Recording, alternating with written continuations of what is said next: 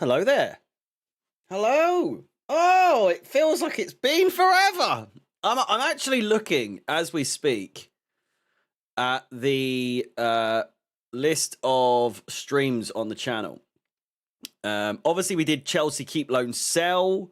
We had the Champions League final, which was fantastic. We had the Europa Conference League final. We had the end of season review as well. But Sunderland Chelsea, the final day of the season was May 24th. So you do the maths. It's been a while. It's been a while. First and foremost, what do we think about the new style?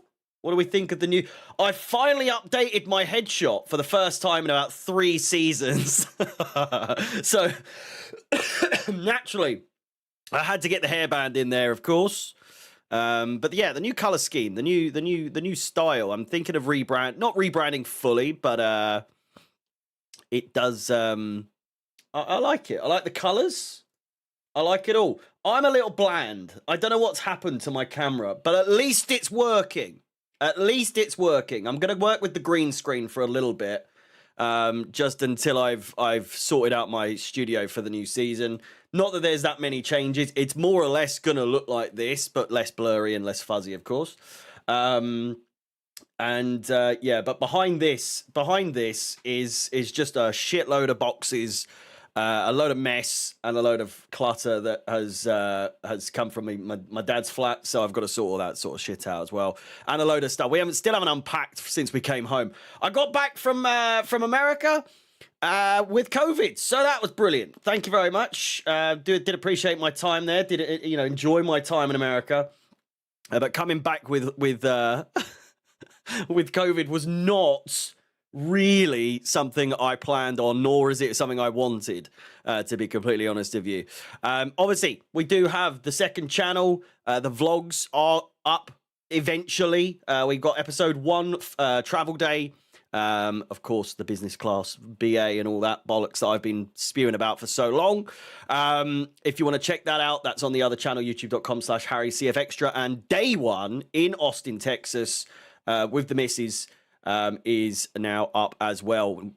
Weekly vlogs every Friday on that channel. We've got at least 20 vlogs to go. So that channel is going to be active until at least November. I do have some other stuff going on.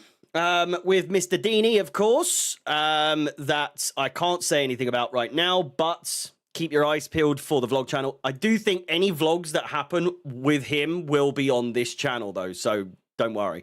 But some very cool bits in the works. With regards to this channel, I've got a couple of ideas rattling in the old bean that I'm going to have approval on. No other channel is doing what I'm thinking about doing. It is quite a different idea. It's nothing crazy. I don't want to get your expectations through the roof, but it is going to be something that if I do it, I can guarantee once other people see that I'm doing it, they'll go, that's a fucking great idea. I'm going to do that. So I feel like being the first to do it would be good, but it's something that's come around recently, and that I think could be quite good to do. So we'll just see how it goes. That's as much as I can say on that. Just because I need to get approval on it. But yeah, there's a few bits, there's a few bobs. There's one in particular I know is going to go ahead, and I'm hoping to get that up and running in time for the start of the season, but we will obviously get that going when that comes about. When we will find out about that. Once I get a response to an email, pretty much that will hopefully be sooner rather than later. But again, this type there are legal ramifications to this, so we'll see how it goes. I'm hoping the stream lasts. I'm hoping it doesn't die. I'm hoping it doesn't cut out. I'm hoping that the quality stays the same. I'm hoping my camera doesn't die. Who knows? Maybe a good start to the season. Only time will tell, of course. But again, thank you very much for tuning back in. I understand it's obviously going to be a bit of a quieter one today because it is 10 o'clock in the morning in the UK, 5 o'clock on the east side. Like 2 o'clock in the morning on the west side, and you know everywhere else on the east, it's quite late, is it not? I think it's like 7:45 kickoff in Australia for this game. Of which, shall we have a little gander at the what's the name? The lineup, the new lineup graphic for the new season.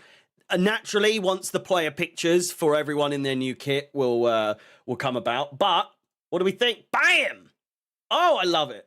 I just it's going to need some tweaking, I think, throughout the year.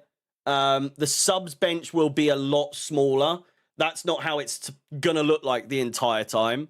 But I think this is nice. I think this is really nice. I think it's... is the screen flashing or just mine? I'm hoping it's just yours. I think it is just yours. I'm looking at mine and it's just yours. Let me know if anyone else's is flashing. Chris, you might be you might be making the list. The first name of the list on this season. Any bait trying to get me to... I just think it looks good. Nice colours. I won't lie to you. There's a lot of names on this list that I don't actually know. Sharman Lowe, we've obviously heard of a million times, being a goalkeeper that's been on the bench a number of times. Joshua Achimpong, of course. Tosin, the name remains. He's still in the squads. He's made the starting 11 for the first team of the season. I'm not even going to try and say Subolye. Again. Olatayo Subolye. I'm assuming that's his name. He's a defender. He's how old is he? He's the number 37. He is 18 years old, from Eastbourne. We'll see how it goes. He's been at Chelsea since the under-12s. After a spell at... Can anyone guess where we got this young man from originally? He's from Eastbourne, so there's a bit of a hint about geographically speaking where we might have got him from. Where do we get all of our players from? Typically. Not Aston Villa. It is Brighton. It is Brighton. Jabba clock. No, it's Xabi time this season. It is Xabi time. But yeah, Subolye, Sabolo. I am not trying to take the piss or anything. It's Subolye, I'm assuming is how you say it. Olatayo Subolye. Then we got Emanalo on the, I'm assuming at left back. Who is he not? Let me check. I could be wrong. Under 21s. Landon Emanalo. Oh, he's a midfielder. So we're playing 3 at the back. This is wrong. We are playing 3 at the back. Because Emanalo is not a defender at all. Alex right now would be going, you fucking idiot! How do you not know that? Sorry! Jeez! God! How dare I not know Landon Emanalo, who is 18 years old. Did he come from Brighton? He didn't come from Brighton. But we are, it would seem, playing that. I haven't seen anyone post like a starting 11 graphic to kind of work out where the fuck everyone's going. Oh, well, what are we playing? Is it a 3-4-2-1? What is it? Anyone know? Font's a bit hard to read. I think you're just blind, to be honest with you. I think that's so clear. I don't think that's... I actually find that a lie, to be honest with you. I'm usually open to criticism of fonts with on this channel so that you guys can read it, but I strongly disagree. I do actually think that this is incredibly easy to read. Right, we're going to need to pivot here because I think this is completely wrong. Let me just... How do I... Hello.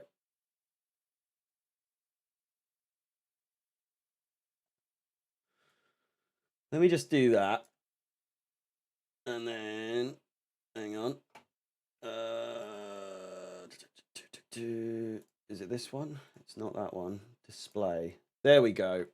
And then I've got to fuck around with this so that basically I'm trying to do it so I can like live update it for you. Rather than have to keep fucking saving it and uploading it and all that bollocks. Let's move that over there.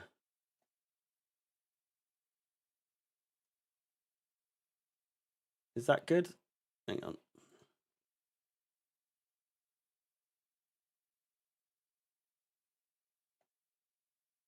There we go. I think that'll do.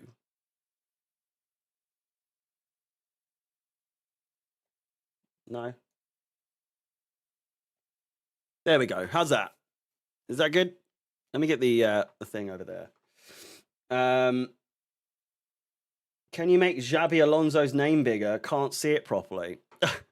I'd argue that's the biggest fucking thing on the screen apart from my aids. Can you make the players a little bigger? Fuck off. We're back, baby. We're back. Make your screen bigger. Zoom in. It does blend in a tad when you're looking at the full thing. What? What's the issue? What are we saying? Are we actually saying that this is hard to read? Let me get it. 1080p. Mate, that's so clear. I don't care what any of you say. I don't care what any of you say. That is so clear. All of the names are so clear. Make the players like the manager. No. Maybe in the future. I just think, how is this not really fucking clear to read? What's my thoughts on what's his name? Look at your phone and then tell me different. All right. Are you guys looking at your phone like this, or are you doing landscape or portrait? Because if you're doing portrait, you could do one. I don't know too much about him, to be completely honest with you, other than he is where was he playing? He was playing for the team that's like yellow and black. I've seen a few bits on him because he's obviously quite a big sort of up and coming talent and all that sort of thing. Like he's quite a big name. So I'd say I'm just excited to see what he's got to show for himself, to be honest, because he is a name on that list that I'm actually keen to see.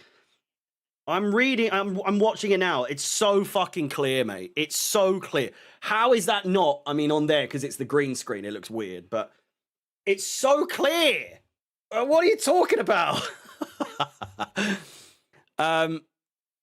Anyway, I'm assuming it's like fucking hell. We're so back, aren't we? We're so back. I don't know where any of these fucking players play. They just says midfield. Rio's tweet to Danny Welbeck. Would they actually want him back at United, though? That's the question. Just keeping you on your toes. No one tells Harry how to stream. I mean, you lot fucking do all the time. You lot love to tell me how to stream. But my point being, I'm usually like, fair play, that does look a bit dodgy or it doesn't look that clear. But this is so clear to read. I don't understand what the issue is. 3-4-2-1 is the... That will help us ever so slightly. No doubt all the fucking nerds who research all of the youth team are thinking, what a fucking... Is this he done? No, you are you Chelsea fan, are you? You haven't got a clue. 3-4, I'm assuming. See, but how do you...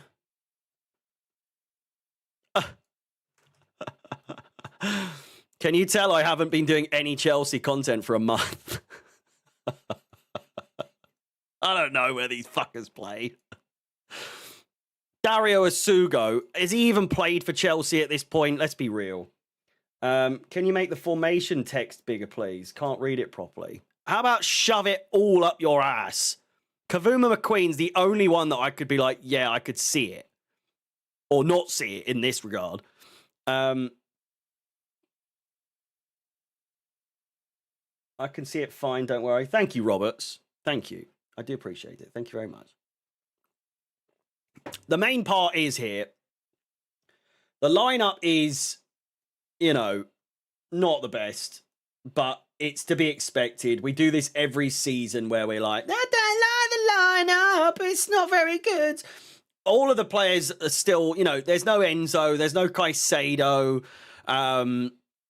there's no Rodgers, you know, unfortunately. So we're just going to have to sort of deal with this. It's a weird one because the new manager always comes in and likes to try out, obviously, his new formations, his new tactics with the less likely of the lot to start in the season. Obviously, Delap being a main name on that list. Realistically, I would imagine Tosin has more of a chance of starting next season in the Premier League over Delap. I think Delap's this is very much a case of having Delap have a chance to showcase his talents to try and push for a move, to be completely honest with you. All of the World Cup players are on holiday, exactly, yeah. Obviously, Palmer didn't play in the World Cup, so that's why he's here. Same for Joao Pedro, same for Esteval. So it will be good to actually see those three play in some capacity. Palestra, our first signing of the new season. We've also got Barco coming in at some point. Again, Rodgers, Lacroix as well when he gets signed, if he gets signed. We're going to see Jordan Henderson when he signs for Chelsea. We've got Danny Welbeck. John Stones isn't signing for Chelsea at this point. I think as far as it goes, he's going to Inter Milan. So we'll see. Granit Xhaka, what's happening with him? Is Granit Xhaka still coming to Chelsea? I don't think that's the case anymore. Yeah. What is it? There you go. I don't know why the brackets look so weird. Tosin is the captain. So, yeah, that's exciting, I suppose. Again, we'll have to see how the team actually lines up. Listen, the game is being shown on CFC Plus. It's the new Chelsea subscription format. I assume it's been around for at least a year or so, but that's where the game is being shown. I did see, don't take it from me, but I did see if you just so happen to have a VPN, there is in fact I don't know. I'll put it in the chat.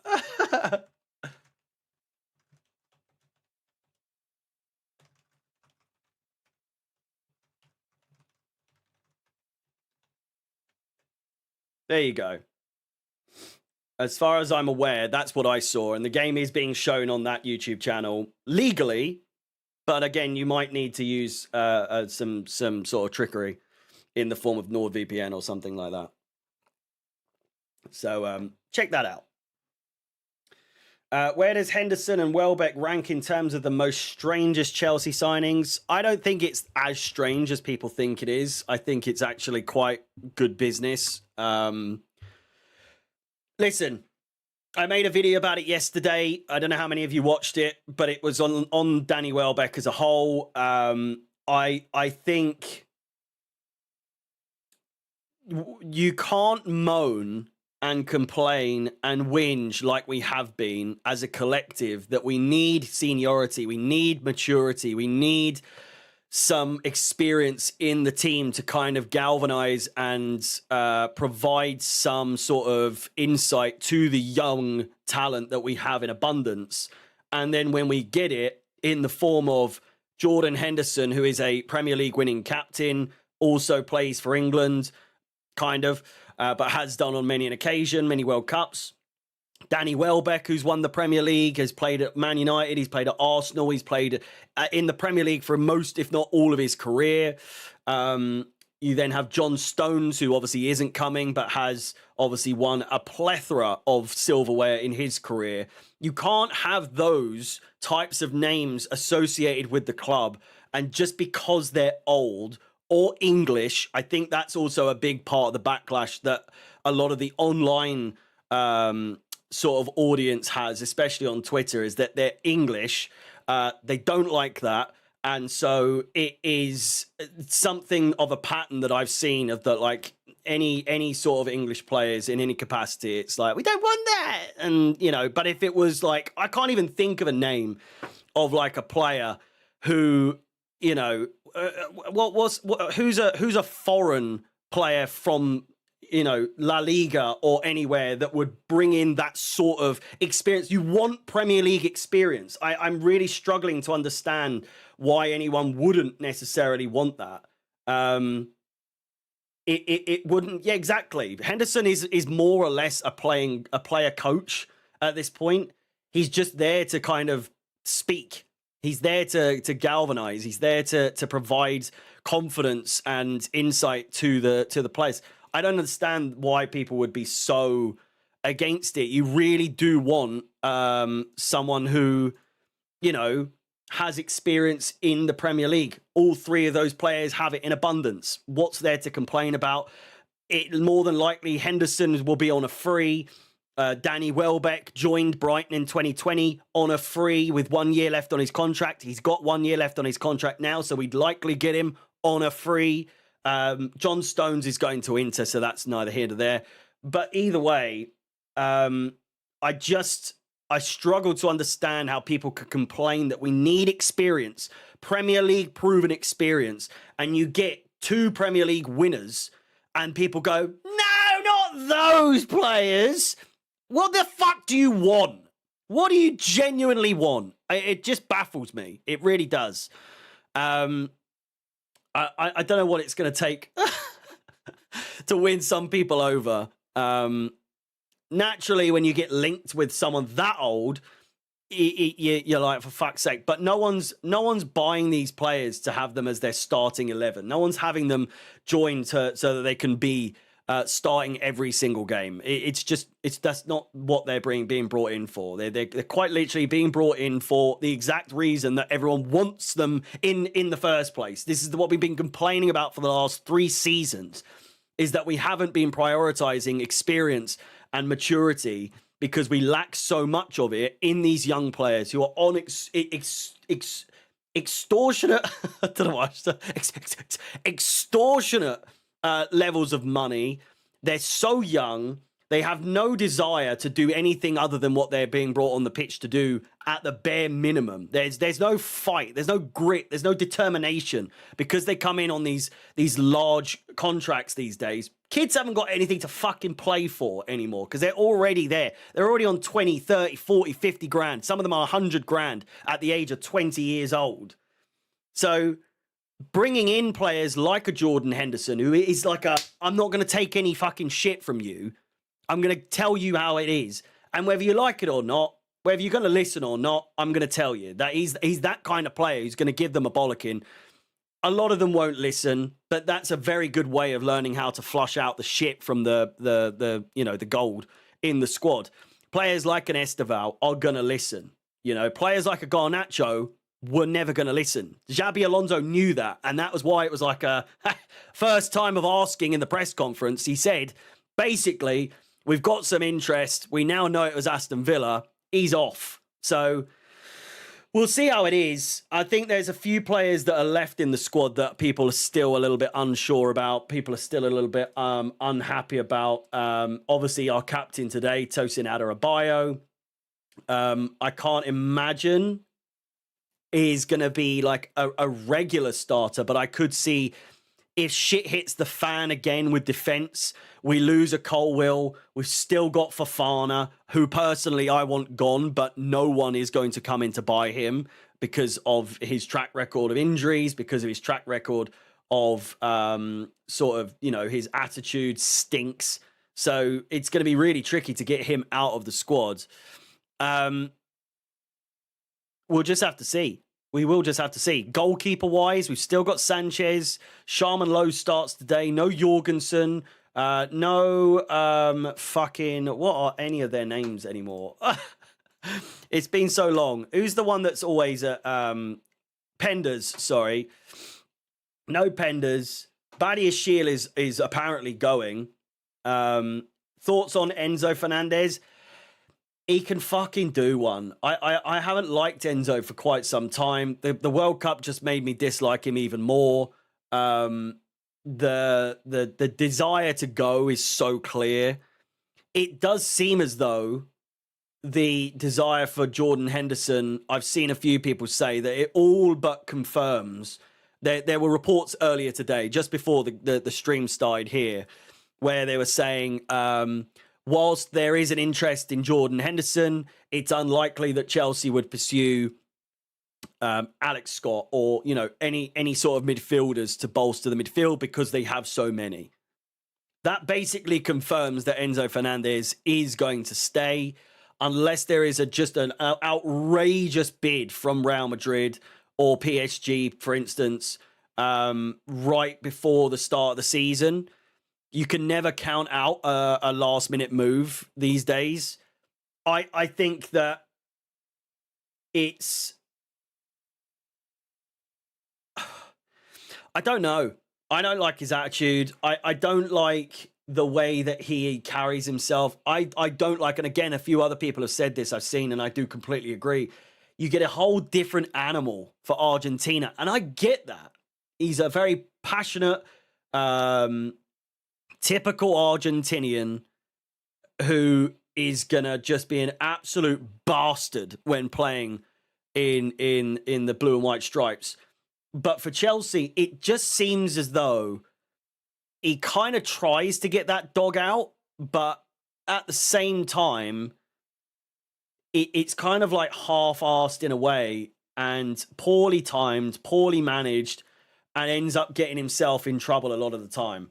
It's just not the same person. It's not the same player. There's not the same amount of dedication and desire in him for Chelsea as there is for Argentina. And likewise, if as soon as he gets that move to Real Madrid, you can imagine, you can absolutely guarantee that once Enzo goes to Real Madrid, you're going to get that Argentinian Enzo Fernandez immediately. You're not going to get that Chelsea one. You're going to get that one who's like looking to show exactly who the fuck he is.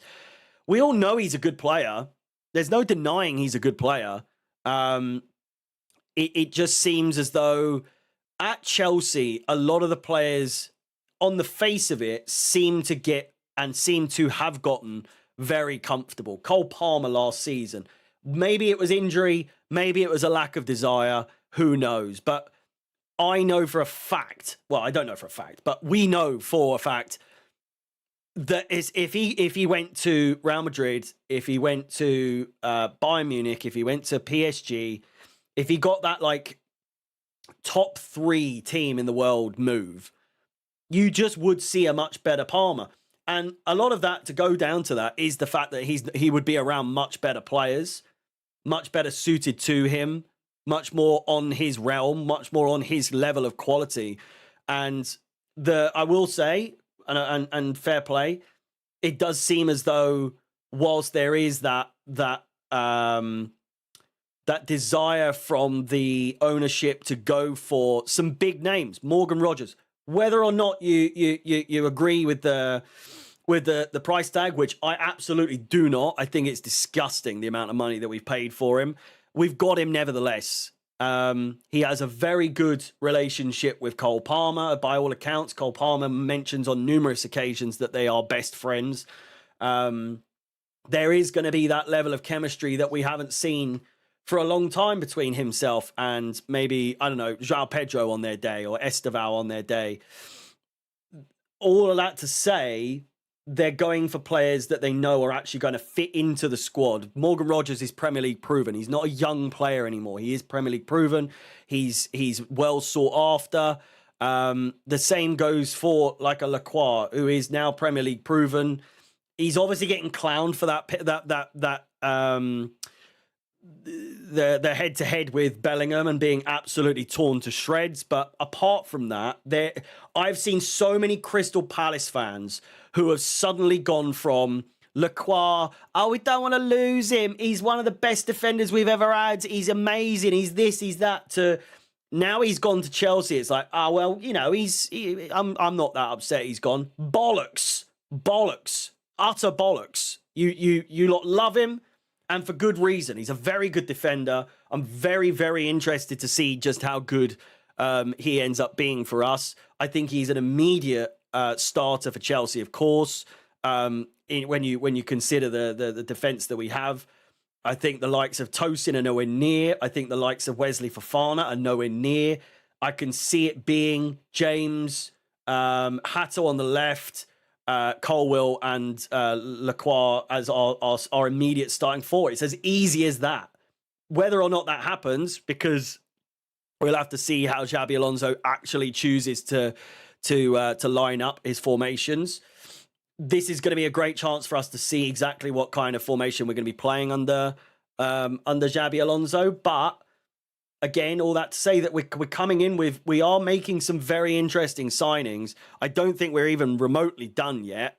And that goes for sales as well. I think we're going to still get rid of a lot of people. I think we spent well over 300 million already so far this season. So it'll be interesting. But all the same, with the young talent coming in, we are balancing it with at least, and I don't want this to be a case of, well, we showed desire to sign Jordan Henderson. We showed desire to sign John Stones. We showed desire to sign Danny Welbeck. They need to get at least 2 of those fuckers in. You can't have it dwindling around, fucking about, going, well, there were reports. You have to bear in mind, we didn't get anyone of any maturity. We didn't get anyone of any Premier League experience over the age of 26.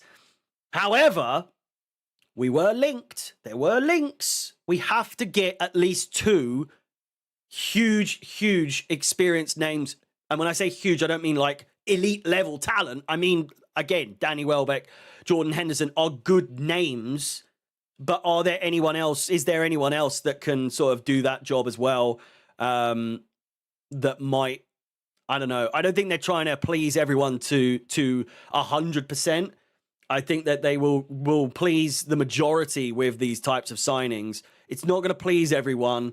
They're not pretty names. They're not exciting talent, but they are going to get the job done with experience, with maturity, and just a level head that some of these young players that we have playing for us right now simply do not have. They just do not have, and they need that person to be in the squads to give them a bollocking, for lack of a better term. They just need an absolute ass whooping whenever shit hits the fan, and all these players. Colwill is one of them. I think since he came back, in the small amount we saw, Colwill is immediately one of those names that comes to mind where if he's around players that are a bit more level-headed, a bit more experienced in learning how to deal with situations. Jordan Henderson does get a little bit fiery, that said, but all the same, Colwill before his injury, I thought had a bit of a temperament, but since coming back, he used to be the level-headed one in the last couple of games at the end of the season.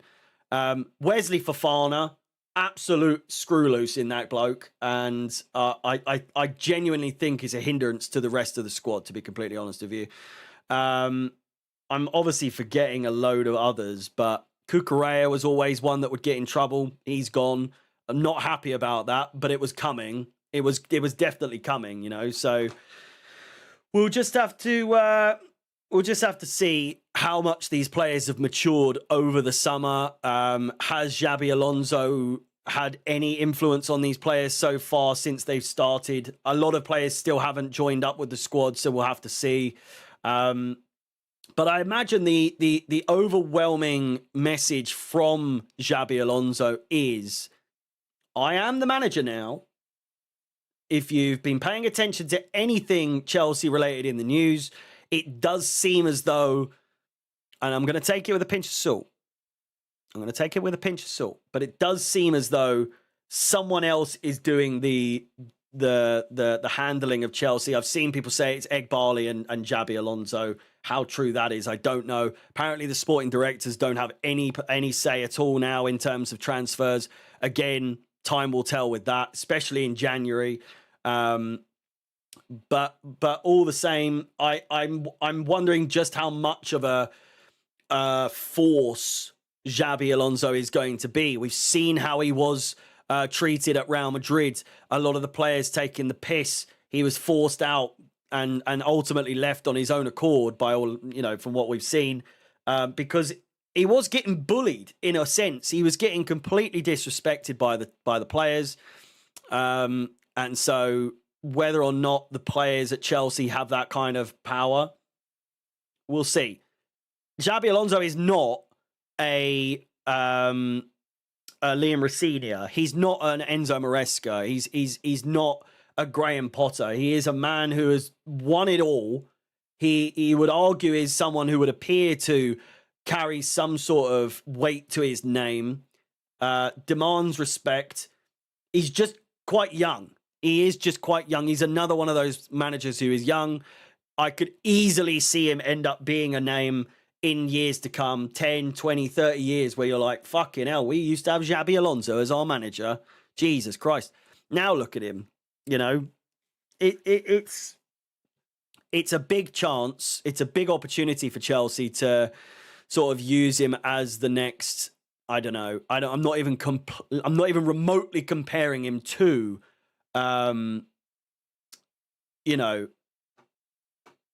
Jose Mourinho in any capacity, but I'm just saying that there is a possibility that if this all goes well, if this all goes to plan, Xabi Alonso definitely has the early credentials, the early attributes to suggest that he can end up being a big name. And we've snapped him up before Liverpool had a chance. Liverpool fans will protest and say that they never wanted him or that they're okay not having him, but realistically they probably do want him and did want him.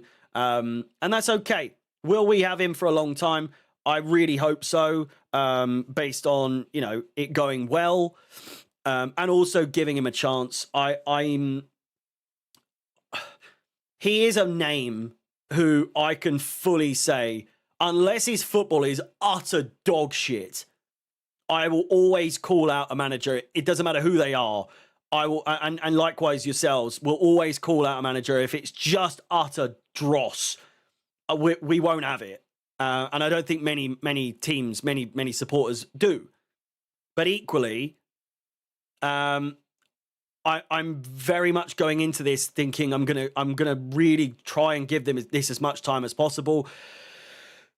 The previous names, the previous managers that we've had so far under Blueco and Clearlake, they're just not names that command any respect whatsoever. I'm sorry, they just don't. Whereas Xabi Alonso comes into this and you go, do you know what? Fair fucking play. We're going to give this a chance here.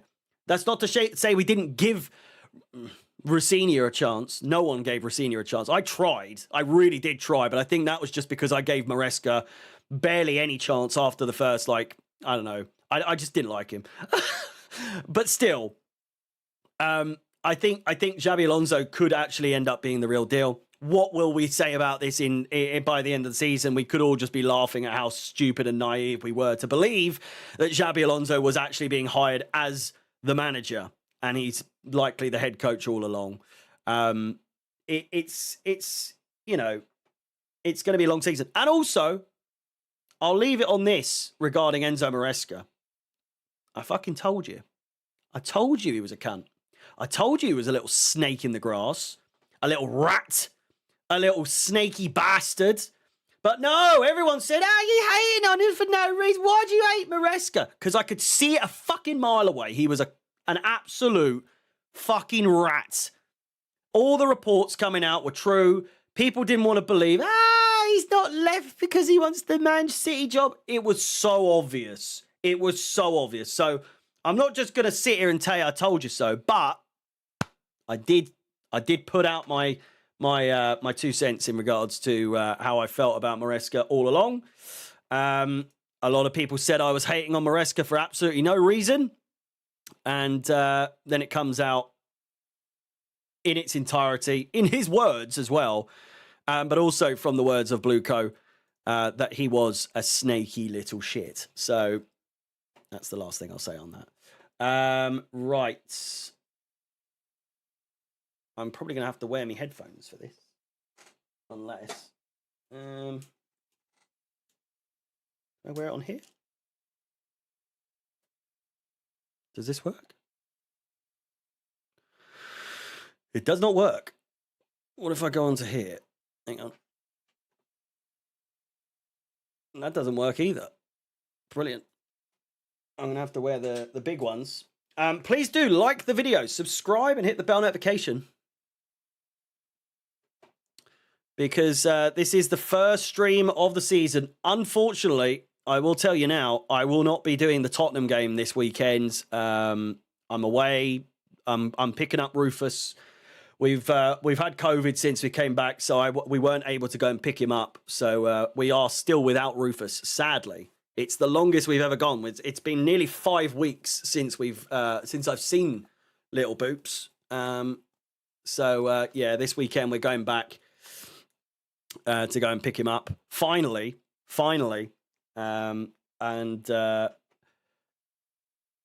see my little man.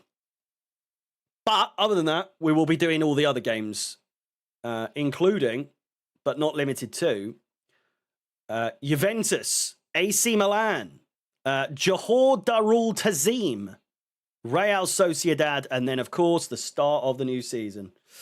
Am I flying economy to pick up Rufus? No, of course not. Business class, mate. Sun and rain, 'cause Chelsea is our name. And just like that, we're back, baby! We're back!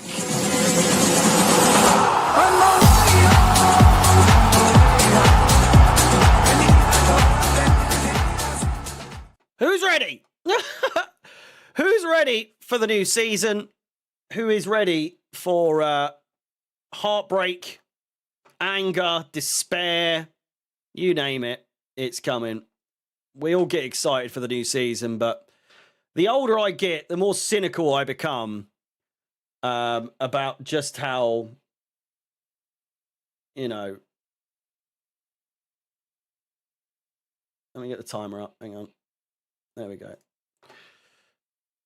I like to think I'm not a whingy bastard, but we all know I am. Chelsea with a chance here early on. Let me get the timer right. 43. Not quite.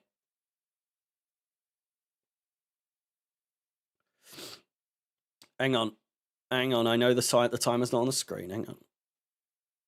I'm rusty. Okay. There we go.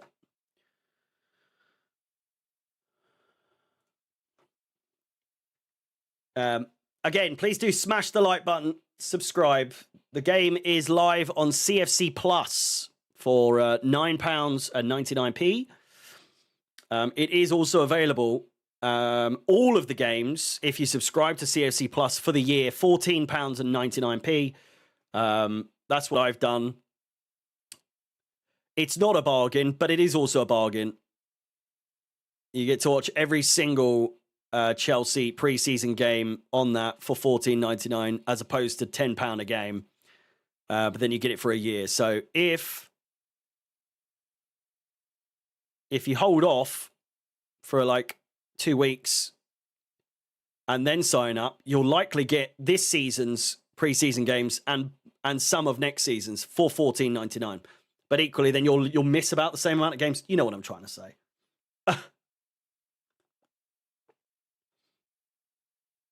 It doesn't look like there will be a genuine contest. Whenever Australian clubs are involved, the match result tends to be fixed.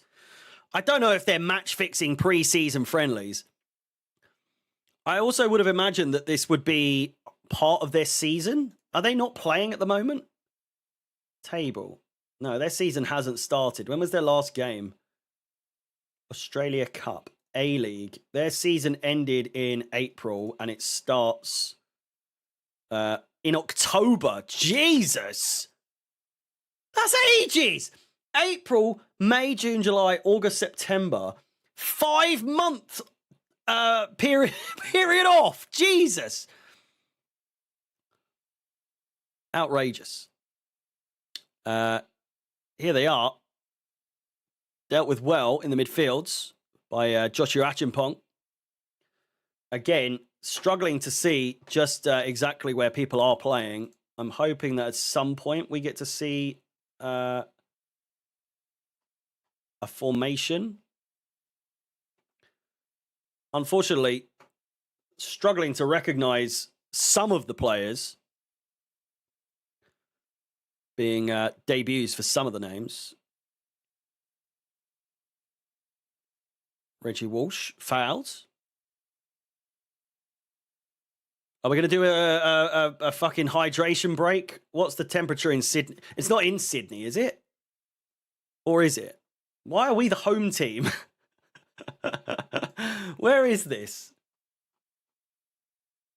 It's the Sydney Super Cup at the Accor Stadium. The Accor Stadium is in... Should I know that? It is in Sydney. It's the Sydney Olympic Stadium. So, temperature in Sydney. It is 16 degrees. 16 degrees. It's virtually 8 o'clock in about 10 minutes' time. If they do a bloody if they do a hydration break in this, I'll lose me nut. I'll lose me nut. That's cold for Australia. I mean, Cole Palmer is literally in a body warmer. He's in like a puffer jacket, for Christ's sake. So, oh, Tosin, dodgy pass back to Sharman Lowe. Oh, and a dodgy pass all around the place. Tosin gets it away eventually. Reggie Walsh tries to close down, and a good chance here for Western Sydney. Comes to their striker, Sharman Lowe, out of position as the ball is played over the top. And scuffed wides in the end as Tosin looks to close down.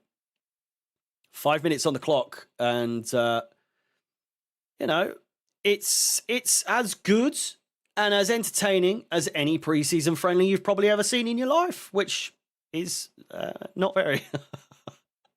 It's good to be back. It's good to be back.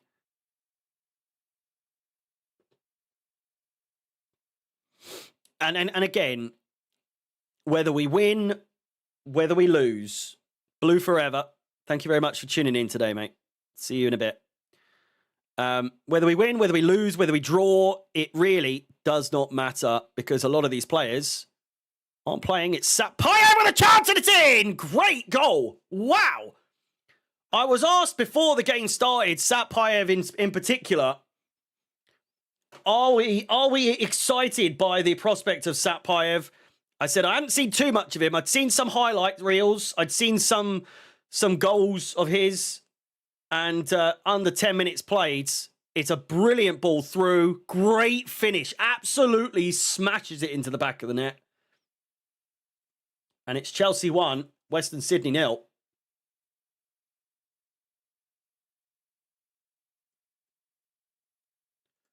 And might I be as bold to say, ladies and gentlemen, boys and girls, it's yummy time, baby!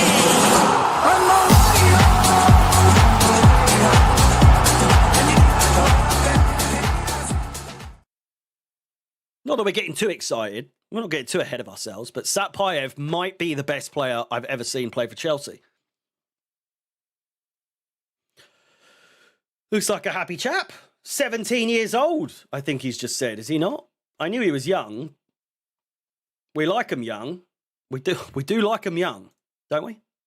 I mean, speak for yourself. Good chance here from Western Sydney, and it's come all the way through, and a great punch out from Sharman Lowe. It's currently winter here in Australia. That won't give any, you know, that'll still give them a reason to. I think hydration breaks are going to become a mainstay in football around the world, or at least at the elite level in terms of top 5 leagues. I can see it being implemented in. I think it'll be implemented in the Premier League before it goes to like La Liga or anything like that. Yeah, we love a child, but we also like them old. Suddenly, we've grown this affinity towards the OAPs, but we'll never turn down a child. Give it the chance. 17, 16. They just salivate at it, don't they? They just do.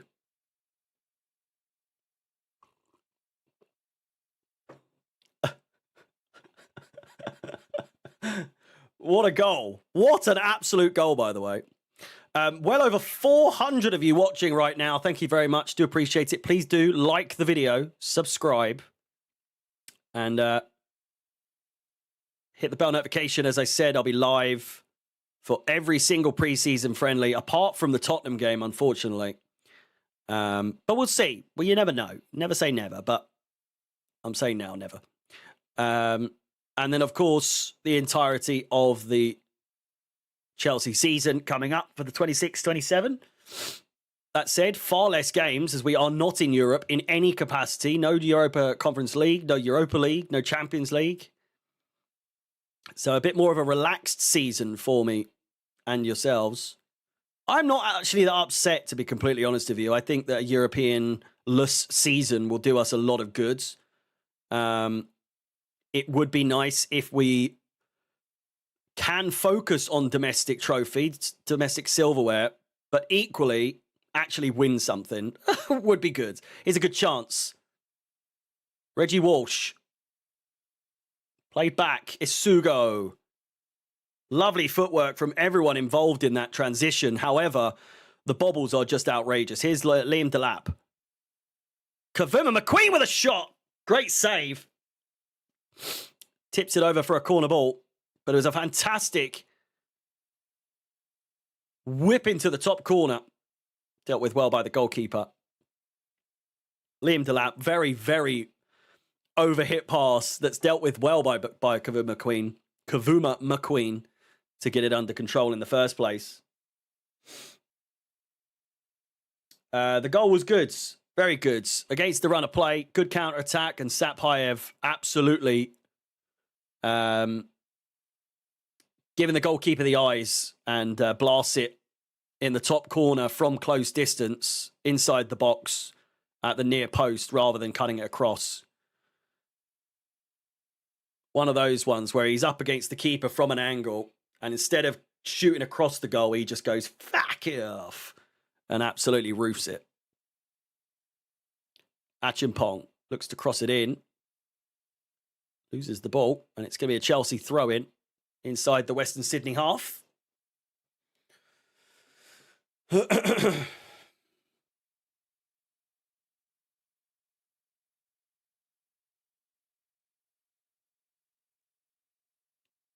Hato has to be the next one in line. They're just talking about Cucurella's departure. Ref.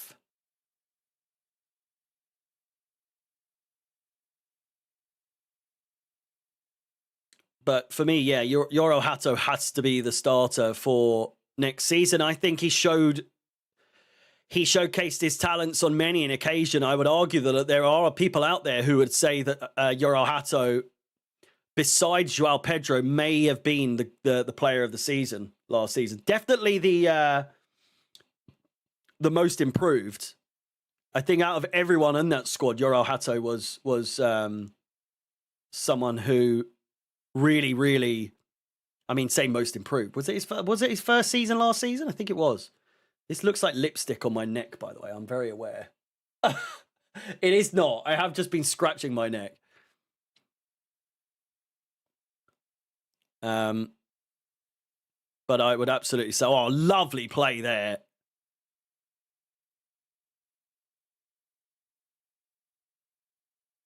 Yeah, very young Chelsea team.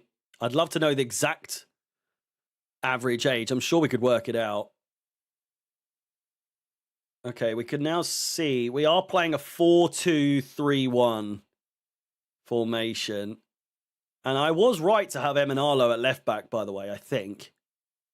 Good chance here! Great save by Sharman Lowe. Puts it wide. Fantastic chance for Western Sydney there. Loving the headband. Thank you, Chris Tacos. The headband is is a mainstay this season, I believe, unless I get my hair cut. Constantly putting product in your hair is not good. Plus, I can't be asked. I just feel like it's a good enough look, you know? My hair is long enough now to warrant the headband. It's getting ridiculous, actually. Good chance, back post! And have they scored there? Western Sydney have scored. Absolutely shocking defending from that corner. I think it hit the back bottom bar of the goal. As if they've got ultras at a friend. Fuck me. It's 1-1. It's 1-1.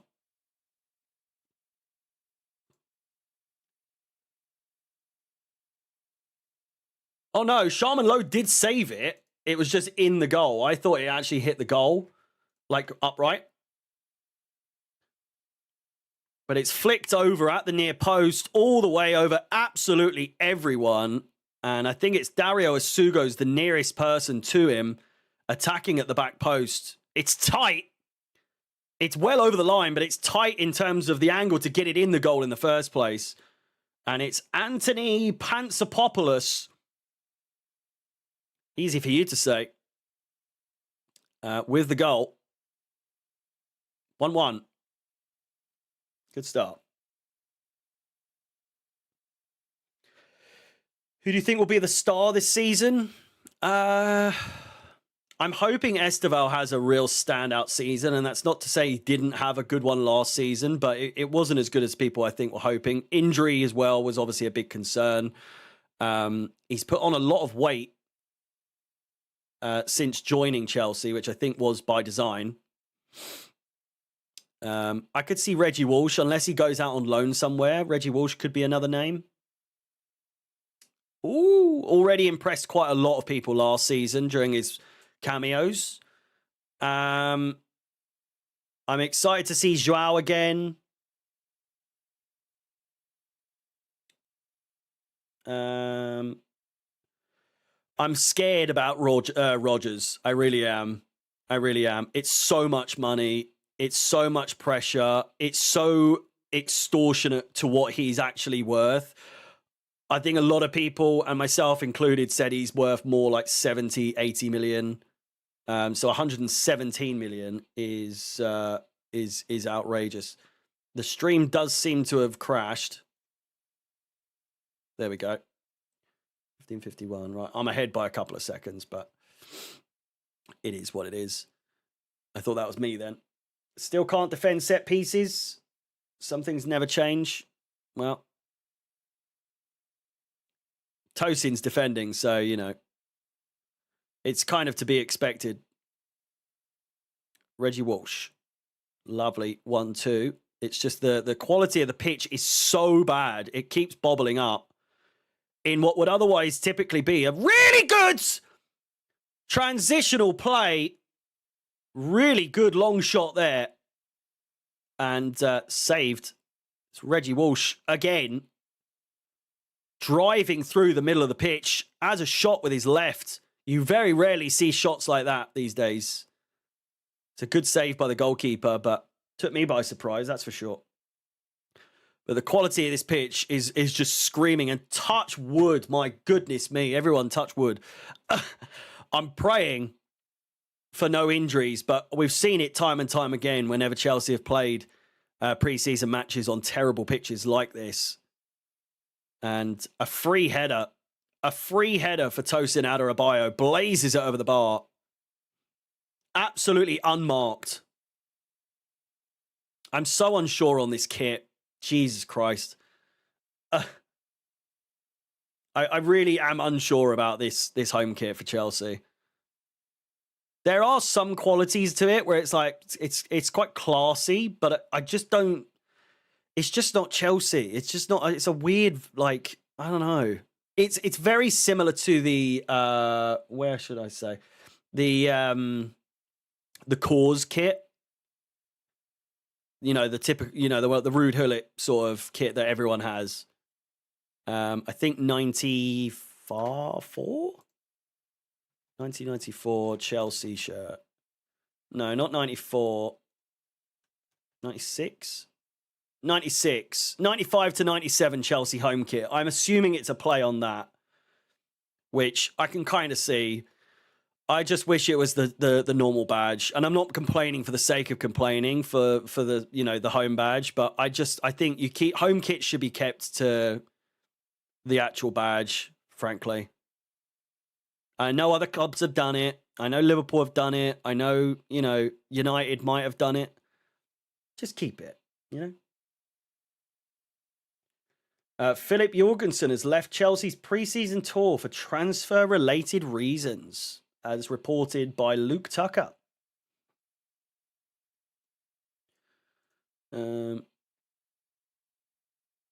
Yeah. Philip Jorgensen has gone back. Yeah. He's considering several options. Surely if there's several options, you don't make the trip to Australia in the first fucking place. That seems like a wild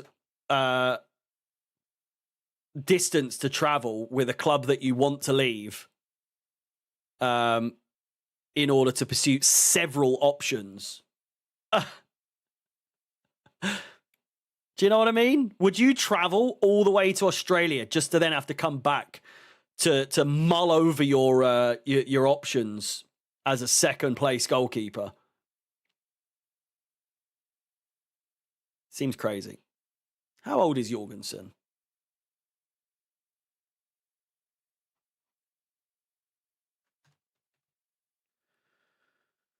Philippe.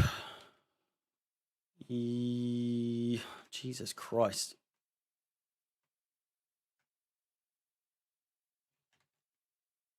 Oh, it's Philip Jorgensen. He is 24 years old. So, still very young. 24-hour flight just to return home in 2 days. No one likes flying that much. And if anyone's there going, well, a day in Australia, no one flies for a day in Australia. That sounds like hell. And that's not saying Australia is a shithole. I'm saying, it's so far away, it's not worth the trip for a day to then have to fly for another day.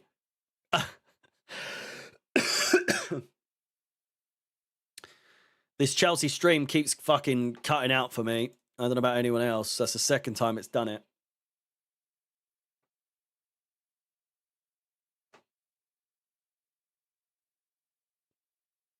Liam Delap could be on a run here. Of course he's not. It's Emanalo. Would be good to see Liam Delap get a shot on at all, even off target. I'll take a Liam Delap shot off target. As long as he gets something off today, I'll be happy for him, Because it just seems as though even as little as that is enough to kind of, maybe get the ball rolling for him. Here's a chance for Sydney again. And over the bar. Yeah, Jorgensen to join Strasbourg. Very, very likely. Very likely. We're on about 70 likes on the stream. If we can get to 100 before halftime, that would be absolutely fantastic. More than enough of you here. So please do give the stream a like. Subscribe.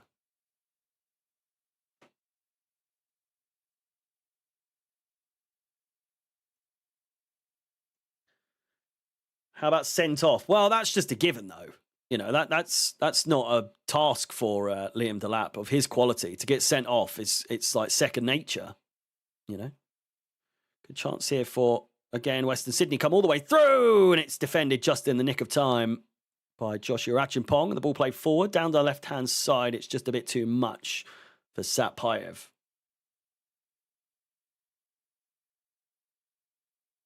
How old is the right wing? If you mean Satpayev, he is 17. If you mean Kavuma McQueen, he is 17. The average age of Chelsea today is 20.4 years old. So very, very young. And that's the starting 11. That's not including the bench as well. Oh, and the Western Sydney players tackling each other there.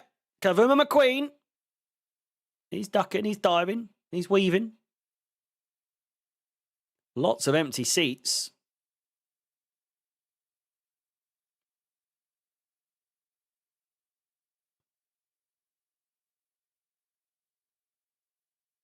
Struggling to sell out in Australia is worrying, I must say. I think our stocks have dropped quite significantly. Back in my day, growing up, I feel like in the past when we'd gone to Asia or Australia in pre-season friendlies, we'd sell them out. Whereas this is more empty seats than full seats. Well, maybe not on the hard camera there. It looks quite full, but looking very sparse. A good opportunity for them to show what they can do. Exactly. I mean, people will complain. I personally would not have woken up for this game. If this game was at like 3 a.m, you can absolutely do one if you think I'm watching this. Maybe for the Tottenham game. But either way, I feel like we're going to play a bit of a stronger team against Tottenham just because it's Tottenham. But you look at the teams we're playing and the times we're playing. Thankfully, they're all really good times. It's this Saturday, 10:45 a.m. English time against Tottenham. Then it's Wednesday next week, 12:30 in the afternoon against Juventus. Then it's next Saturday. We've got AC Milan at 1 p.m. UK time. Then it's Johor Darul Ta'zim on the Sunday, the day after. We're playing on the 8th and the 9th of August. The next day at 1 o'clock as well. So unsure how that's going to pan out. Then on the 15th of August, we've got our final game of the preseason tour, and that is against Real Sociedad at 2 p.m. So a lot of games to get through, a lot of football to consume in the build up to the new season. And obviously, as we get further into the preseason games, we'll see the more senior players come into the fray a bit more and can start to cast the judgment. Your likes of your Pedro Netos, your Malo Gustos coming back into the squads. Enzo Fernandez, Caicedo. Don't know why I went for those two to start with. McQueen is shite. I don't quite understand how you come to that judgment so quickly after 25 minutes in a game against Western Sydney, but here we are. We're back. We're back. The quick to hate gang are back in full swing. Last season it was Jamie Gittins. This season it's Kavuma McQueen. He's barely had any time to showcase anything, and already he's got a critic. Here's a Sugo, plays forwards. Sapayev. Emanalo. Esugo looks for McQueen.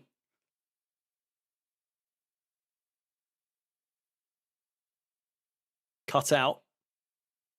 Josh. Ooh. Outstretched. Poor pass there by Kavuma McQueen. Just under half an hour played. It's 1-1. And I don't know. It's not been a terrible watch so far. I mean, that was a pretty terrible pass there. It's got to be said. And Western Sydney in on attack here as Josh gives it back to Sharman Lowe, who plays it out to Tosin Adarabioyo. Lovely first time pass to him. Sapayev finds Liam Delap down the left-hand side. 1 against 2. Good chance, good shots. I take that last bit back. It's blasted wide and high. Liam Delap. But it's happened. Ladies and gentlemen, Liam Delap has had a shot. It's Yabby time.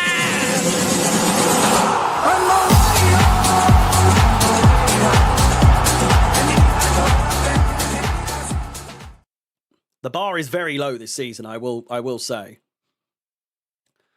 I did a video yesterday or the day before saying about my expectations for the new season. They're at an all-time low. That doesn't mean my standards have dropped, mind. I will just say that my expectations, I don't get how after the last few seasons that we've had, you can expect us to win anything, to be honest with you. But time will tell. Time will tell. I am hopeful all the same. Xabi Alonso's put a little bit of confidence in me. I think the lack of European football this season will also help us exponentially, because the focus can be put so much on domestic football that we don't really have any excuse for not doing well this season. We need to finish in the top 5, as it seems that top 5 will always give you the Champions League at this point. Sydney with a chance on the left-hand sides. Cuts inside, has the shot. Deflected, shot again. Brilliant. Oh, that looked like a foul. Reggie Walsh fouled.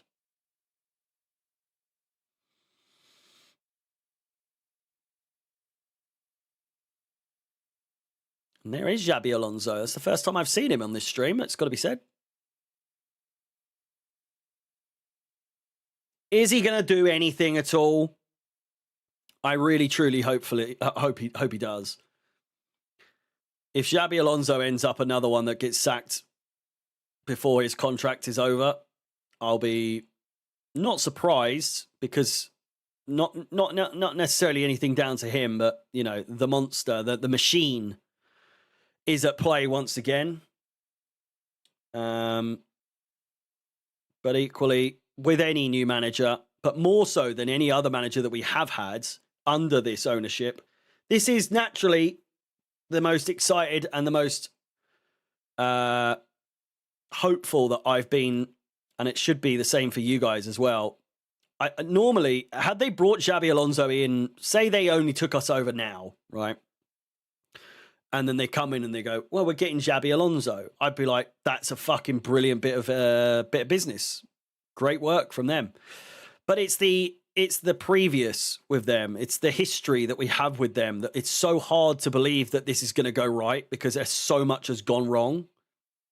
It's hard to believe in them. It's hard to believe in the cause. It's hard to believe in the overall goal that they claim to have, when so much has gone wrong so far. So whilst it is an exciting prospect, it is an exciting signing. It's very much a case of, let's see how it goes before we start sucking them off, you know? They've seemingly made a couple of good signings so far. They seem to be doing good business. But again, with their history, they have not earned the right yet to be praised with high regard as to their transfer dealings for this upcoming season, to be honest with you. There are signs that they've learned eventually, you know, with the experience and the mature players supposedly coming in. Dodgy tackle there, and Liam Delap coming in rough as well. Western Sydney looking all right. Is that us making them look good, or is that them actually being all right? I think it's the latter, as they have a chance. And we're making them look really good. It's 2-1 to Western Sydney. Goodness gracious me. That defending was absolutely abysmal. Absolutely abysmal. And if there's ever evidence to suggest that we shouldn't have the likes of Tosin in the defence, I'm unsure if he had any part in that whatsoever. Where is he? There he is. I mean, yeah. Josh more so to blame, but as a whole defensive collective, it's just shocking from start to finish. Joshua Acheampong has been torn to absolute shreds there. And it's a good goal. It's a fantastic goal, really, from Hammonds. Near post, Sharman low. Can't do anything about it.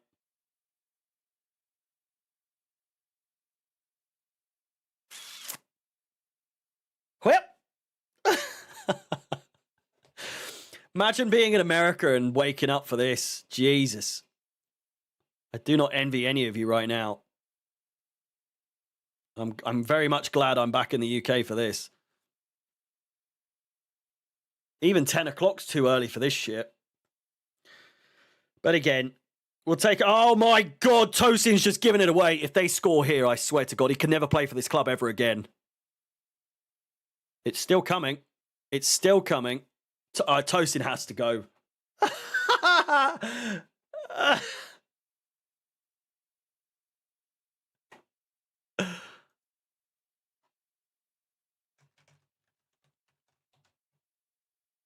No.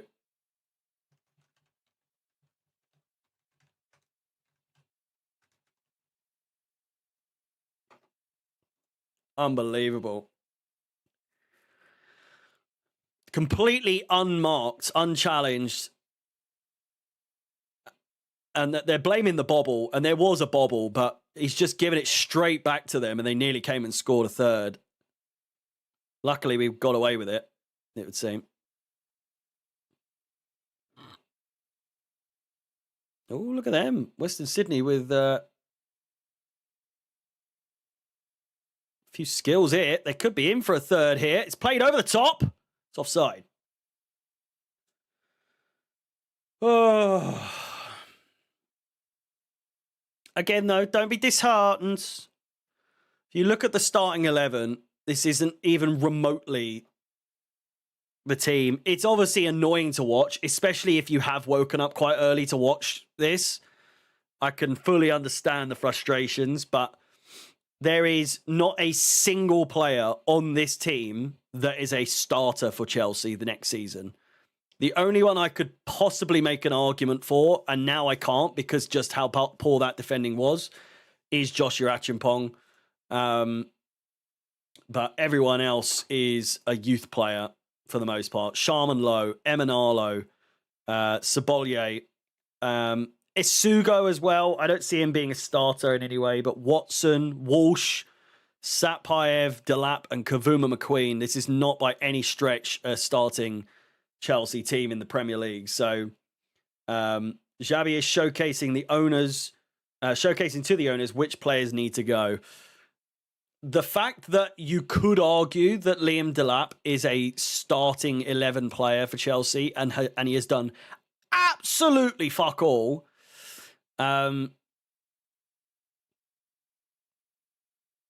May suggest that he needs to go sooner rather than later because, good God, he is absolute ass. And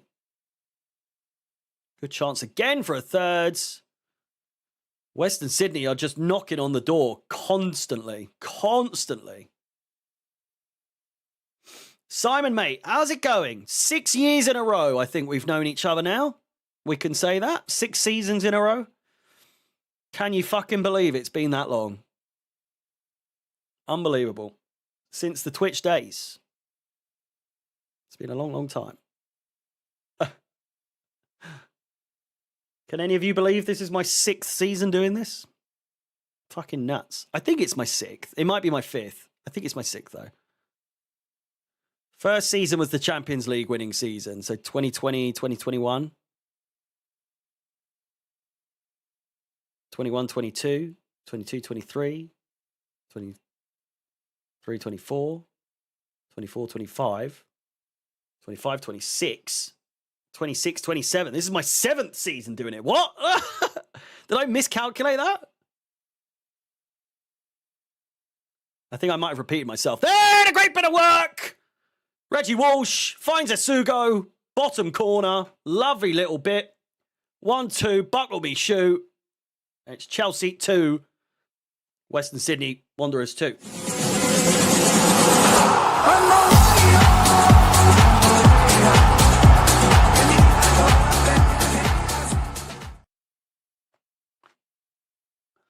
Good goal. Very, very well worked goal there. Satpayev down the left-hand side. Plays it in. Isugo, Walsh, Isugo. It's gorgeous. It's delightful. It's absolutely delicious. Bit of play there. And as we said just moments ago, the standout players in this squad's coming into the new season is your Reggie Walshes. Isugo, a bigger name than some of the players on this squad as well. Satpayev has been brilliant so far as well. But I would say we'll struggle to see a better goal than that in this game. Very, very well worked indeed. Where is Morgan Rogers? He's part of the World Cup squad, isn't he? So himself, Malo Gusto, Enzo Fernandez, Caicedo, they're all having a bit more time off. Reece James as well, of course. Here's Isugo, looking very good indeed. Finds Liam Delap. He's all on his own. 1v5. If you can score it, I'll eat me fucking hat. He's got the shot off and he's won a corner. So, you know.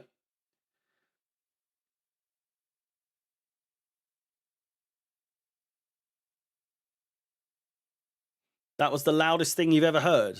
Was it? It's just Yabby time. Thing is, I can't really look into these preseason games. What matters more is Prem. These just training fitness games, in my opinion. Of course they are. Of course. No one's saying otherwise. There are obviously going to be people that are negative after this game that we've conceded 2 goals, or we've maybe lost to Western Sydney Wanderers, or we've drawn to them, or whatever. But there is legitimately nothing here on show that even the good things, I don't think necessarily mean anything. There's obviously some parts of Xabi Alonso's philosophy and style of play at play here that he is trialing under these youth players. But besides that, we know by now it doesn't mean dick. Doesn't mean anything. So we could win all of our preseason games 10-0, get all excited, and then turn into a bag of shit. AKA win the Club World Cup and think that we're going to romp the Premier League, win the Champions League, and then we get humbled by PSG 8-2 or 8-3 or whatever it was. It's not that I'm calling the Club World Cup a preseason friendly. There was obviously some legitimacy behind it, but it definitely got all of us a little bit too excited. It's got to be said.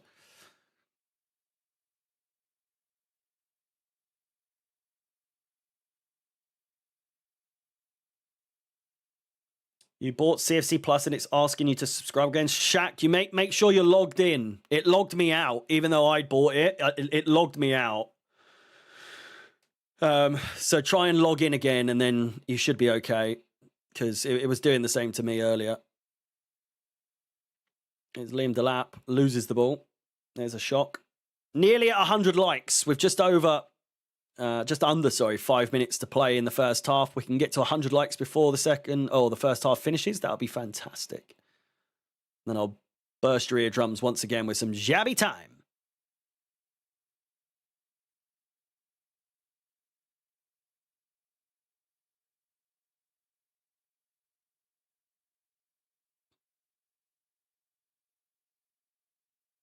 As games were played was exciting. Well, it was also that, and then Maresca chose to fuck off and cause a stir halfway through the season and absolutely fucked us. So, you know.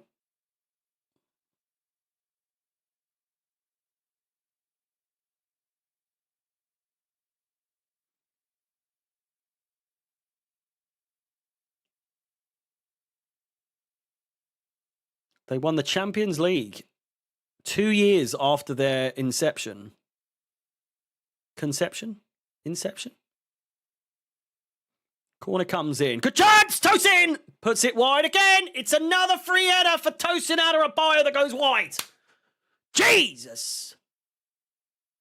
It's a fantastic corner and a free header. A free header!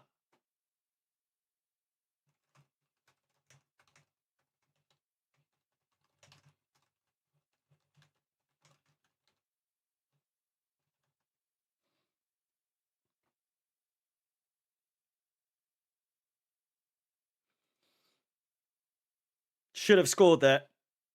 Contraception. I don't think that's the word.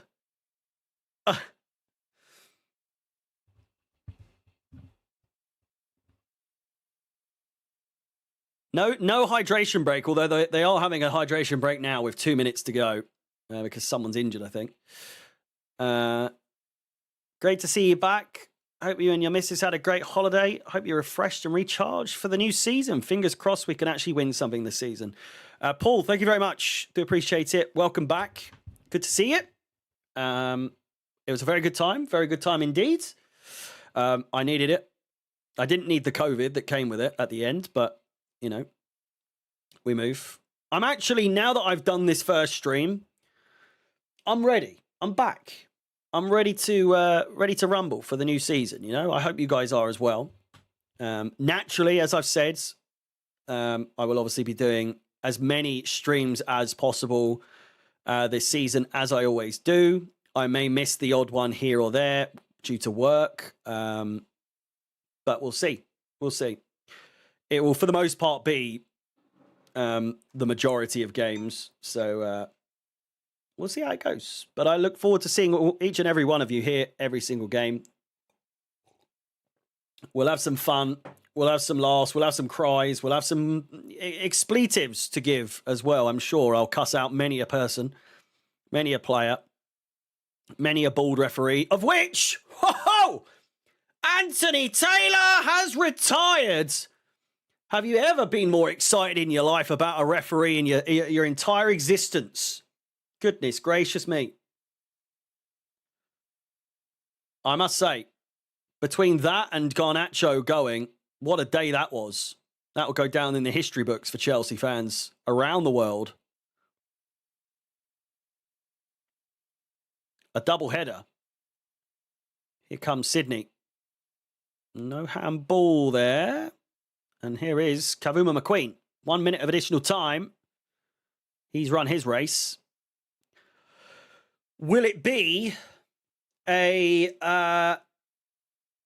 I expect a lot of cussing of if Gusto stays. Well, I mean, you'd be absolutely right. I don't know.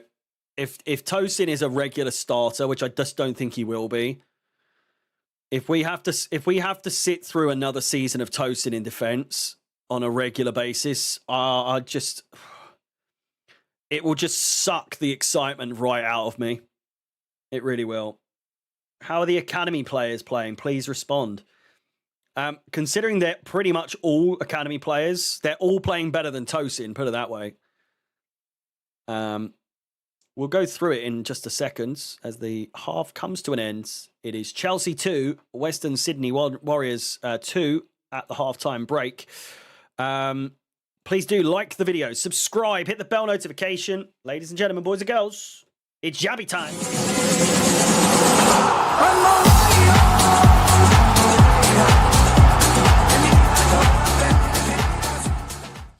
Now, the question is, coming into the second half, will we see a complete gutting of the squads? We obviously have a lot of players on the bench at our disposal, ready to go. Is it going to be one of those games pre-season? Is it going to be one of those pre-seasons more so? Let me make myself bigger, actually.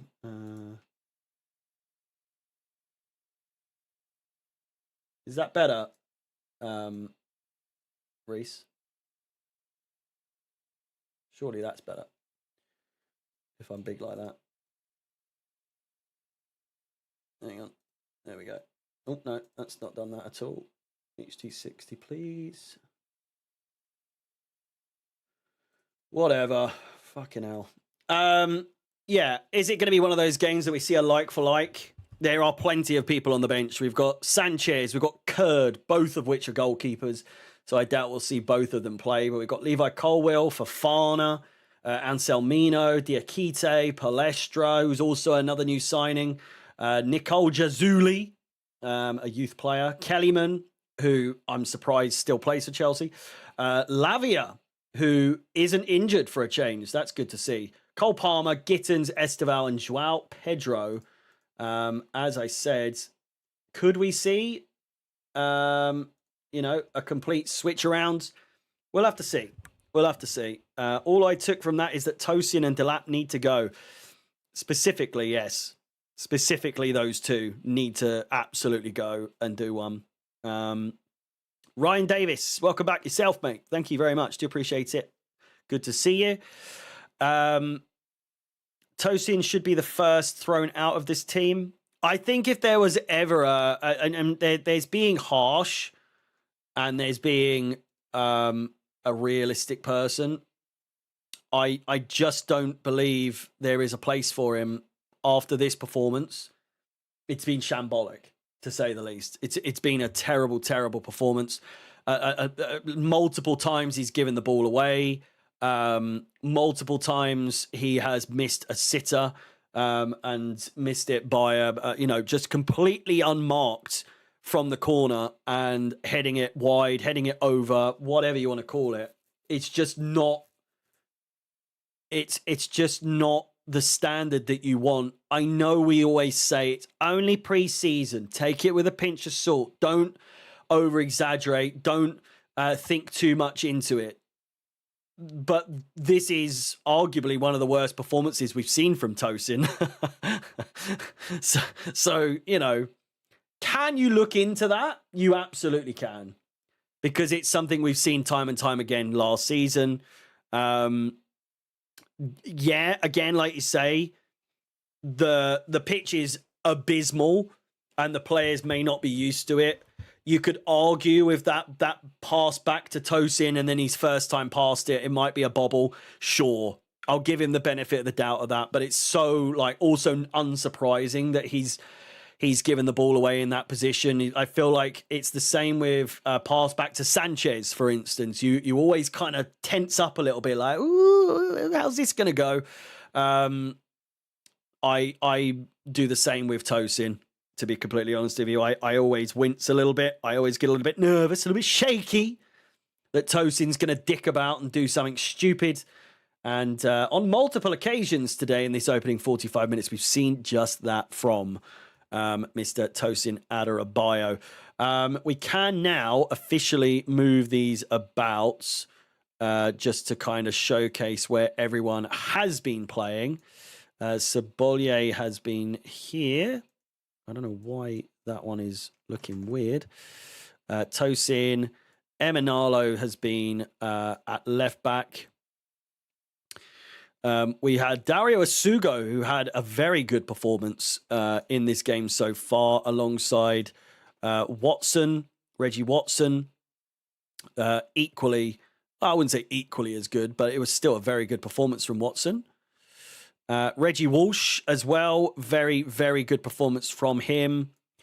We had Sapayev on the left-hand side, which in hindsight was probably quite obvious that he'd be playing there. And Kavuma McQueen, despite mass criticism from, I can't remember who in the chats, I didn't think it was too bad a performance, which is more than I can say for Liam Delap, who had an absolute shocker, if we're completely honest. Tosin and Delap, both absolutely terrible performances today. And if this, again, isn't a showcase to show who shouldn't be playing in this season, then it should be, because Delap, Tosin shouldn't be anywhere near it. Achimpong also terrible in the build-up to that second goal, done like an absolute kipper. The less said about that, the better, to be completely honest with you. With regards to Sharman Lowe, someone said, what about the goalkeeper? I don't really look into it too much. Sharman Lowe is absolutely not even remotely going to be, a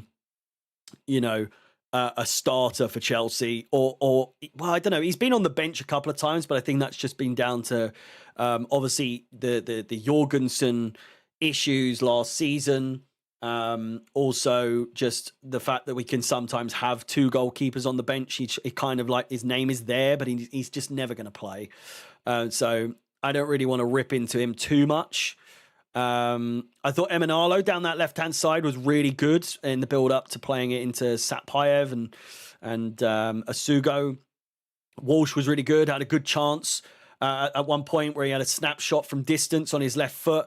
Again, I was saying then it's quite unusual to see players having shots like that from distance, and albeit it is only a preseason friendly, it's a breath of fresh air to see a player having a shot from distance in that fashion. Again, Kavuma McQueen, I was quite enjoying him, watching him play, but I appreciate that there's some people probably didn't necessarily think he had the best. He did get an assist though, mind, in this game, so I just want to put that out there. He's third choice, yeah. So that doesn't necessarily mean if Jorgensen goes, that doesn't necessarily bump him up to second. To be honest with you, I think if Jorgensen goes, we have to get another goalkeeper in. If you look at our goalkeepers at the moment, we've got Sanchez, we've got Sharman Lowe, we've got Ted Kurd, who's on the bench at the moment, as you can see to the left-hand side. We've got Penders, we've got Slanina. Where are they? Penders surely back now from loan, or is he still on loan? No, his loan has finished. I think we knew that as well. Slanina, by all accounts, is not a goalkeeper that is considered, a talent, shall we say. Just finished his... Well, where's he been? Slanina hasn't been anywhere. Has he been injured?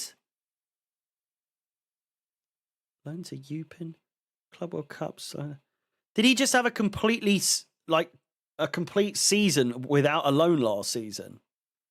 Because he was at Barnsley from 24-25, but then wasn't anywhere last season. So, Belgium World Cup squad? Who? Penders? Yeah, I knew that. Victor, welcome back, mate. Good to see you. A lot of old faces, a lot of new faces today, I must say. Really nice to see a lot of new faces in the chat. So welcome. Do appreciate all of you.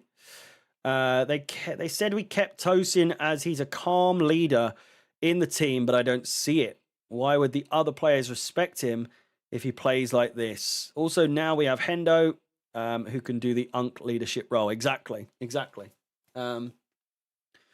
The issue is, I think they want to keep as many people that Cole Palmer likes as possible.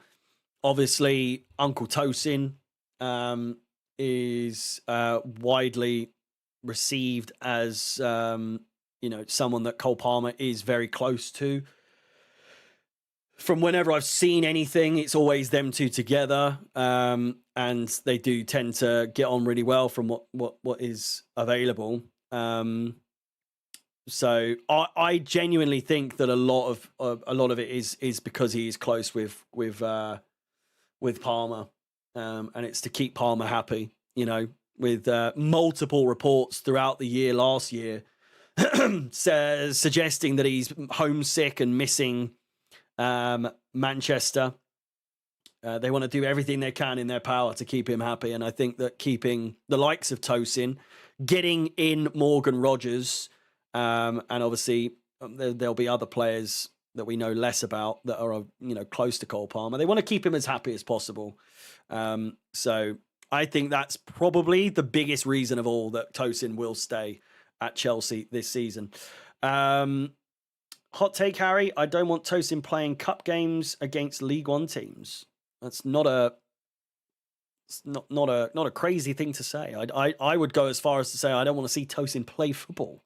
But here we are, being subjected to literal torture. So it is what it is. It is what it is. We're gonna have to get used to it, because I feel like we're gonna see a lot more of Tosin this season, especially in. Well, if you consider where Chelsea finished, where did we fucking finish last season? What was it in the end? Was it 12th? Where the fuck did we... Where did we finish? 10th. So if I'm not mistaken, that is a very early start in the Carabao Cup. Maybe a slightly early start in the FA Cup. So We'll have some extra games that we otherwise wouldn't have had if we were in Europe. But equally, we are not in Europe, so you know it's not. Well, my hand's just coming out of this box. Look, it's very sort of. We've got more games, but less games, if that makes sense, this season. So, I'm not angry. Round 2, round 3, yeah, we'll see how it goes. But equally, I just don't care, really, to be honest with you. Game's a game. We'll watch what we watch. You know, it is what it is. We will go through the changes in just a second, if I can see any of them. An update on Philip Jorgensen. Philip Jorgensen has left Chelsea's preseason tour as he looks to finalise a transfer. A leading option, shock, horror, surprise. The leading option is Strasbourg. Terms still need to be agreed, as does the formula of a deal. But things could move quickly between the Bluecoat clubs. Jorgensen has also been approached by multiple English clubs. Chelsea are open to selling and or loaning. So Philip Jorgensen to Strasbourg. What a fucking surprise. Trying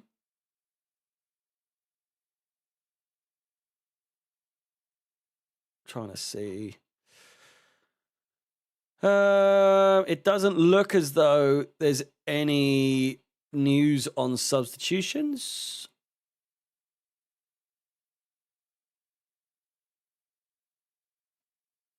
Halftime entertainment being given. As the players are coming back out, I can see Tosin already. Unfortunately, Tosin is still playing.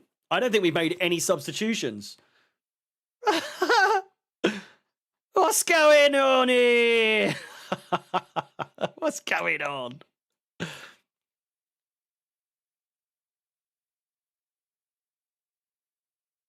It doesn't look like we've made any substitutions, so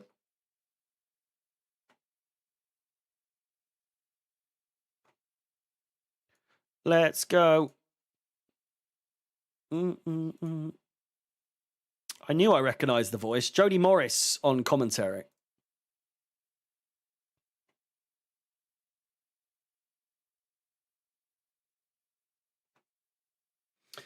Will Penders be our second keeper this coming season? I mean, it's possible, but I also think that, you know, he's only 20 years old.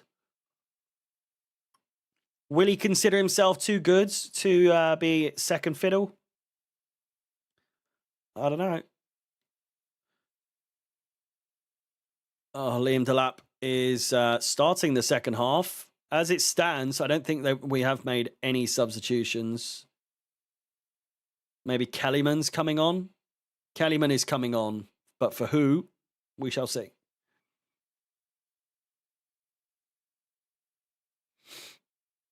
We're waiting with bated breath.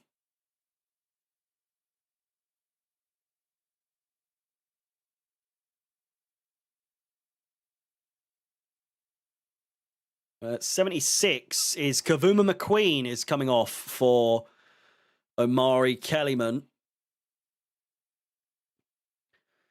So maybe whoever was slagging off Kavuma McQueen in the first half may have actually been onto something, because Xabi Alonso is so unimpressed with Kavuma McQueen that he has been the only player to get substituted in this game. Either that, more realistically, he's picked up a knock or something. But we're back underway. Please do smash the like button, subscribe, and hit that bell notification. As I said, a lot of content coming out this year on this channel. So do give it a watch. Do subscribe. We've done very well today. Over 50 subscribers on this stream alone. Did Delap start the first half at all? He did start. He did start the first half at all. Hello, Mr. Driscoll. I was saying to Mr. Simon Druce, who's also been around for a very long time. It's good to see you. For what I can't work out is it my 6th or 7th season now? I don't know, but I know Mr. Driscoll, you have been here for longer than I would argue anyone in the chat that's here today. Very long indeed.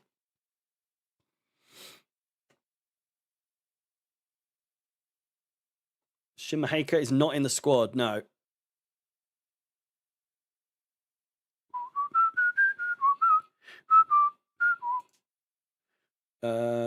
Who's been here the longest? I'd say James. Career. So I've done 1, 2, 3, 4, 5, 6, 7. This coming season is going to be my 7th season streaming and doing content. It's fucking nuts. Jesus Christ.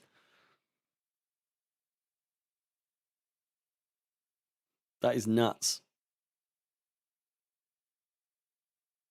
Good chance here. Sapayev. Fouled on the edge of the box there, Reggie Walsh. And a free kick in a very good position. Do you reckon we'll get a striker this season, or are we happy having Welbeck as our second while selling Jackson for 65 million to Villa? No, it's not a foul at all.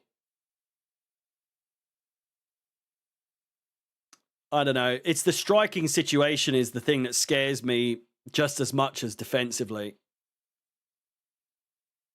You know? Because if the best that we have to offer... I mean, we've got Joao. We have Joao. I think people are forgetting as well. I certainly forgot Joao Pedro in that moment. I could see it being Joao as our starter and then Welbeck as our backup. Great chance here. Free kick is just over the bar. It's a good chance. Good effort. Just a little bit too much on it in the ends.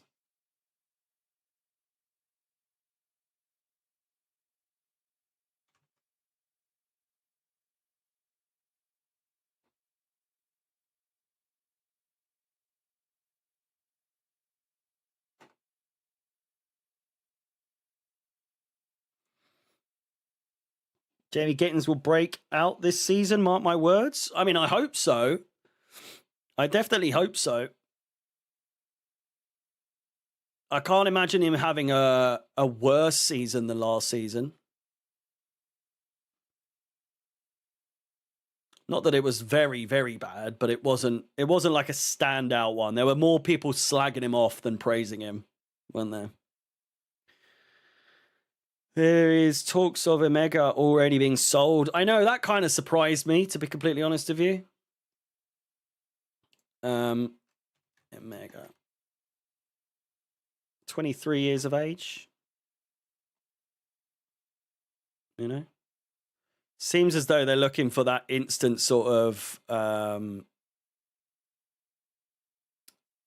you know, cash money, you know?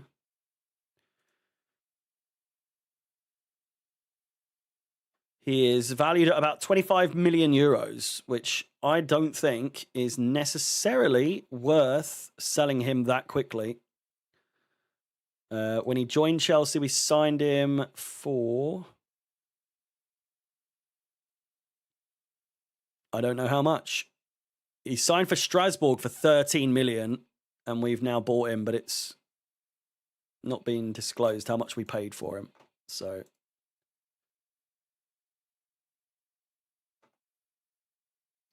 we need to get rid of Mark Guiu as well. Yeah, he's another player. He's dead weight. And I really wanted to like him. I really wanted to rate him as well. But that bloke pisses me off beyond belief because he's had more haircuts than goals or more hairstyles than goals for Chelsea. Every time you see that fucker, he's either dyed his hair a different colour. He's, you know, done something to his hair. Sharman Lowe. Fouled. I know there are worse things to be angry about, but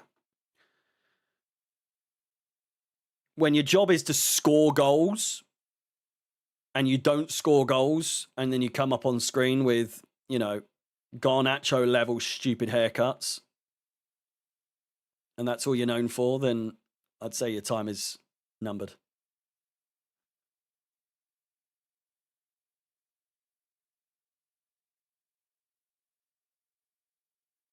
All dinked over the top.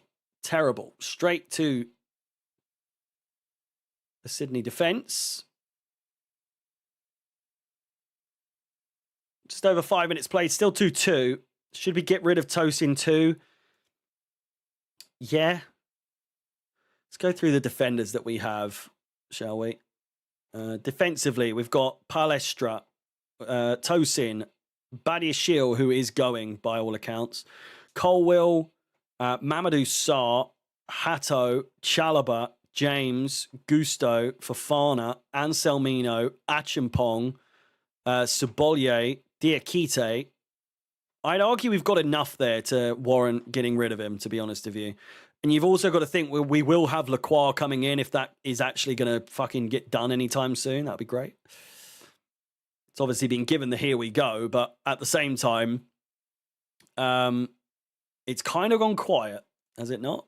Unless I'm missing something. Lacroix.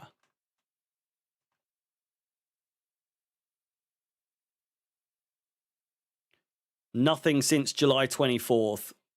It's been 4 days and nothing.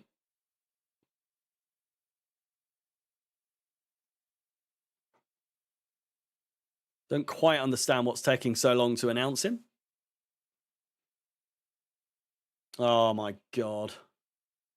Poor from Reggie Walsh there. Just hits the back of his heel. We have bought him. It's not been announced though, but I understand that there's reports that, you know, it's done. As far as the reporters are concerned, it's happened. We are just waiting for the announcement, but I think as well it's because he's probably on holiday because he was at the World Cup, wasn't he? So it's basically the same as all the other players. I don't think Xabi Alonso has met Enzo Fernandez yet. He's spoken to him. But again, it's not like he's met him in person yet.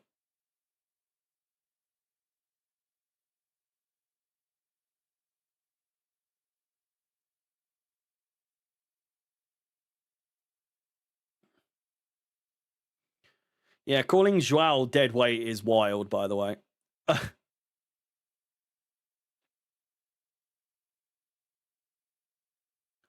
Much, much slower pace to this second half already. Feel like this game needs an injection of substitutes. I could easily see this being a game where Xabi has been told, do not play any of our big names. Get them there, get them on the plane, take them and get them on the bench so that people can see them there. Show face and all that. But I could see Palmer, the likes of Palmer, the likes of Esteval and Joao not getting any game time in this game. I could be completely wrong and they're coming on in like 2 seconds, but equally, I wouldn't be surprised if, if none of those players mentioned were to get any game time in this match. Sapayev.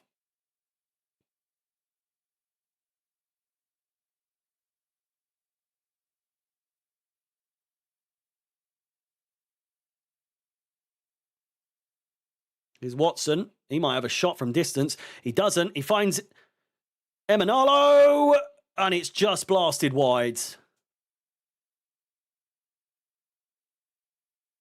Not a good finish in any way, shape, or form. They might play them in the last 10 minutes. Yeah, but this pitch is fucked. And it's also not really enough time to get yourself warm, is it? And considering it's winter there pretty much, I don't know. I don't know if I'd risk it. I think I'd wait for the Tottenham game, to be honest with you. I'd rather the likes of Palmer and that got at least 20, 30 minutes if they were to come on. Bringing them on for 10 minutes on a pitch like this against a team that are giving a few kicks here and there. They're not playing dirty, but they're not playing clean, that's for sure. The kit's growing on you?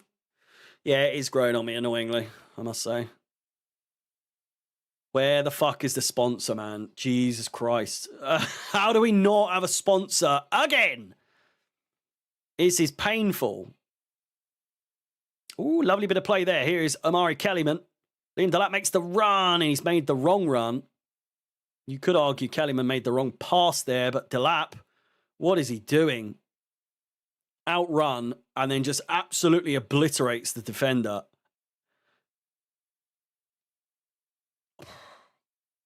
Terrible.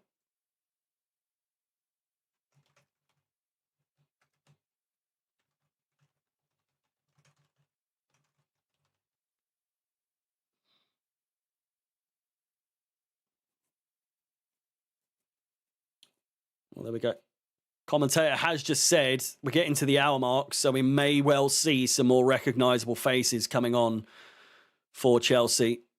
So I reckon that is the only time you can really say that we're going to see any of those types of players. Otherwise, it is a risk. It is a bit of a risk. How weird is it right now that we're playing at this time in the day on a Tuesday? Is it Tuesday? I'm completely lost on days of the week at the moment. Tuesday, 12 p.m. What a day. What a life, eh?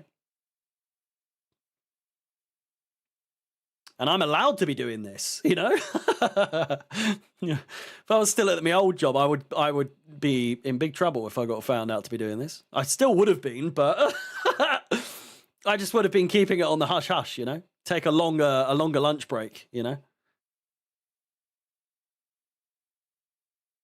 Whereas technically, this is now my job, which is wild to say. My first full season as a full-time social media content, what's the name? Love to say it. Love to see it. Good chance here for Sydney. Let's see what we can get done this season. Now it's my full-time job, you know?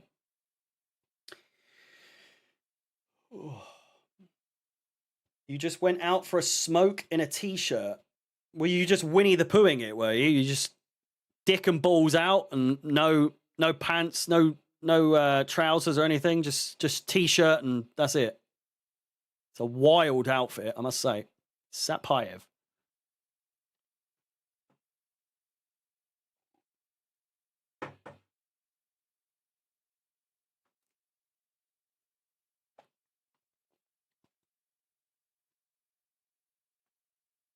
Kellyman. Lovely run. Good play. A tender shot. A very tender shot in the end. Dealt with well by the goalkeeper.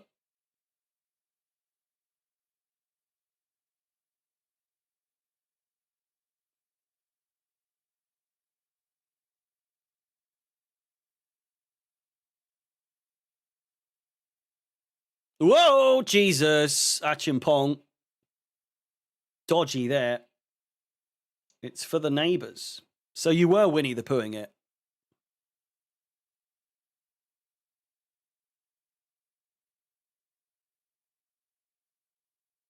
Referee is not doing a very good job at giving free kicks where he should be, and they might score from here.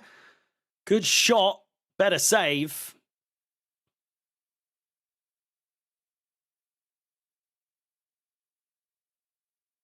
Can we see some substitutions, please, just to wake us up ever so slightly, please? That would be fantastic.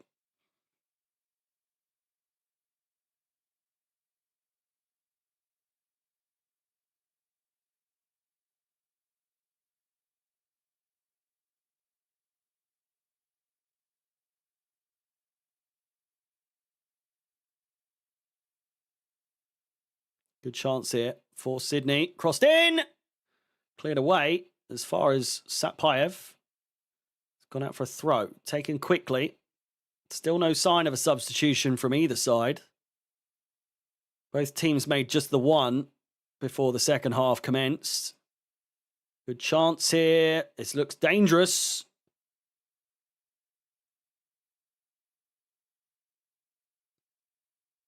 Dealt with well by Emanalo.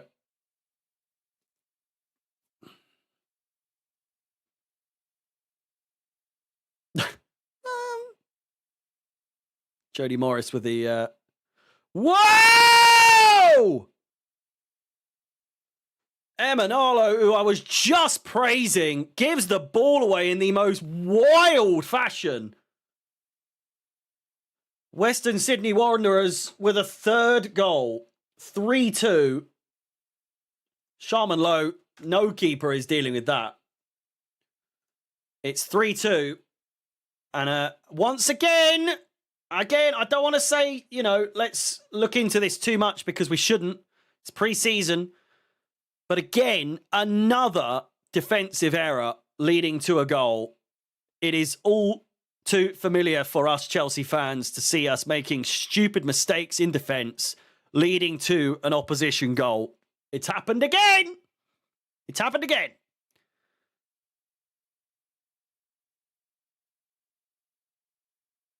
Rookie mistakes made by rookies. It's going to be Palestra, Wesley Fofana, Esteval, Colwill, Cole Palmer, Joao Pedro, Gittins, and Selmino coming on. It's a whole revamp. So some much, much more familiar faces coming on.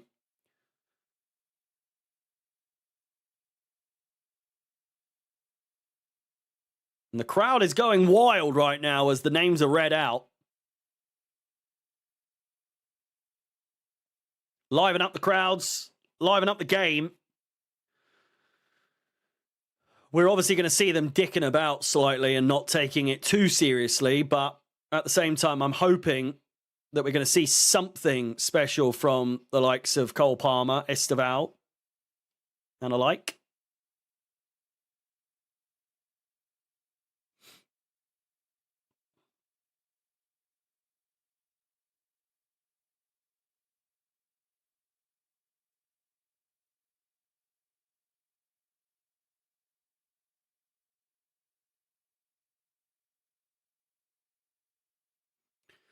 Colwill has taken the captain's armband.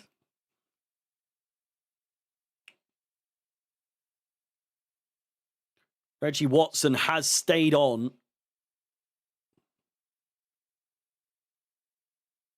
And Sanchez has also come on, by the way. Notice a huge difference in size between Sharman Lowe and Robert Sanchez.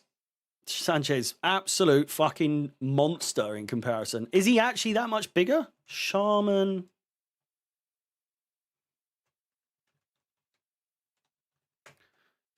Lowe is 6'2". Roberto Sanchez, 6'4", maybe? 6'6". Jesus! Sanchez is a fucking monster. What the hell? I do not remember Sanchez being 6'6". He looks fucking massive. Was Sharman Lowe just that much smaller than him? I'm used to seeing him, and now Sanchez is there. He's put on weight. It's a good chance. Gittins! Esteval scuffs it. We can't lose this now that we've got these players on, for the love of God. Palestra. Terrible pass there. Jazuli. Sanchez has put weight on 100%. He looks huge.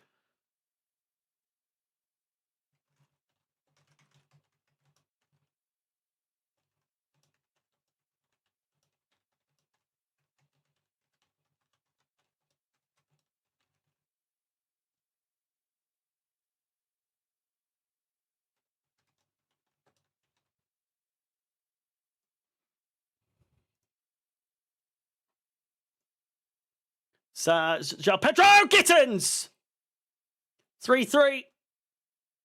Jamie Gittins. Whoever said in the chat earlier that we're hoping that Jamie Gittins is going to have a standout season, a breakout season. 2 seconds on the pitch. He's got his goal. It's Chelsea 3, Sydney 3. And instant impact from everyone involved there. Ladies and gentlemen, it's Yabby time!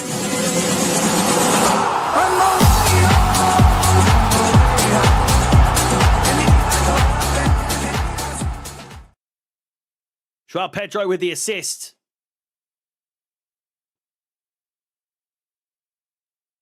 Just looks so confident on the ball, Joao Pedro. He's got a lot to prove after not being taken to the World Cup with Brazil. Undeservedly, by the way. What? As in, he deserved to be playing for Brazil in the World Cup. He deserved to play in the World Cup after the season he had last season for Chelsea. It is still bananas that he wasn't picked ahead of the likes of Neymar, who didn't even show up in the end, apart from that one goal against fucking Norway, I think it was. Cole Palmer plays it out wide. It's Palestra. Inside again. It's 1, it's 2, and it's just too much.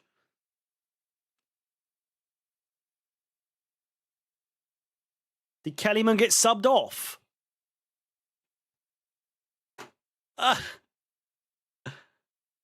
He did! What? What's the point? What's the point of that?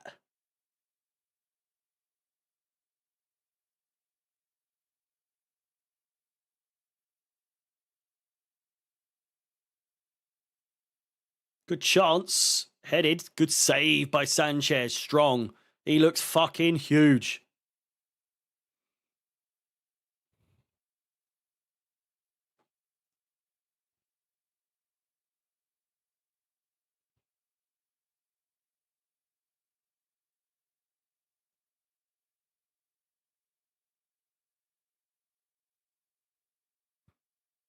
What's this food chain bollocks I see on the on Twitter all the time at the moment? I just don't keep up with the fucking memes or anything like that. I see a load of them mentioning food chain. I've seen Matisse, I've seen Lewis, I've seen Nini mentioning food chain.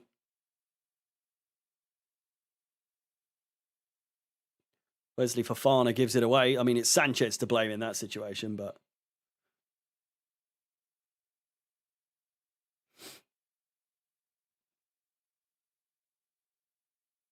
Corner taken short. Going to be a shot. Decent effort. Deflected. It's going to be a corner ball.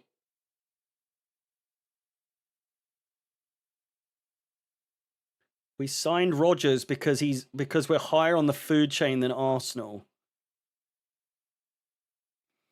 I mean, the tweet I've just seen from Nini is instant impact from the main guys, wasted no time in reinforcing the food chain.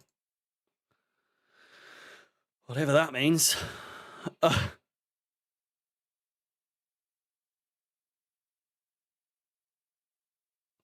Like, Reese, I get the way that you word it, but I don't even know what he means there.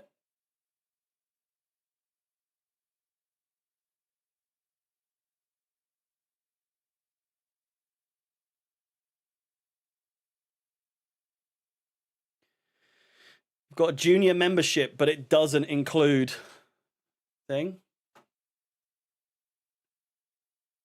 Tickets. Memberships. Junior. It does. CFC Plus access. You are right. You should be getting that.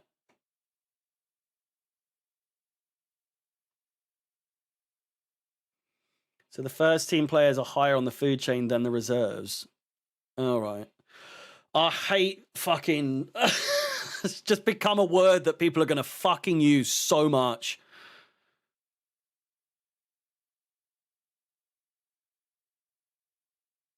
I'm so out of the loop. We're all nearly 30. Well, I mean, I am 30, but a lot of us, it's just using slang. I just don't get it, man. Fucking use proper terminology, for fuck's sake. Making up new terms. Angry old man yells at clouds. That's exactly what I am right now.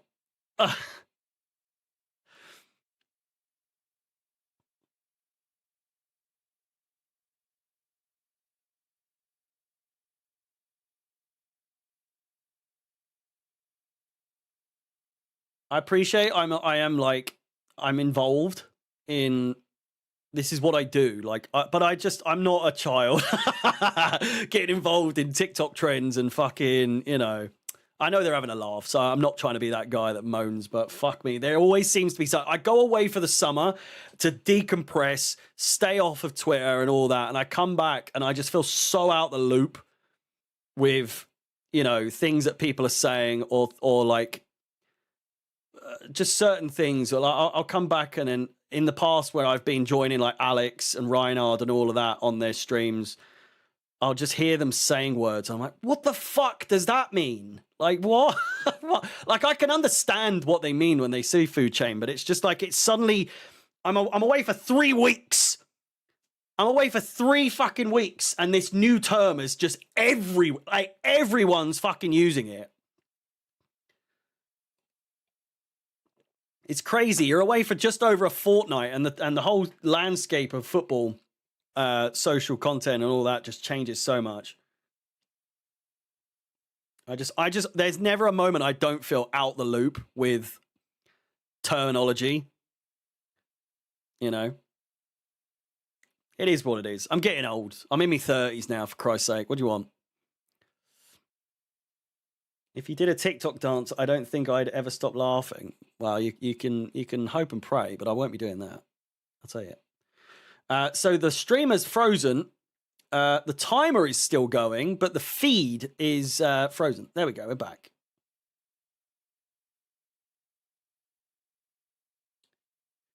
You support Forest. Do you think Forest will stay up? I don't see why not. Where did you finish last season? Did you? I swear you had a bit of a stinker towards the end. Did you not?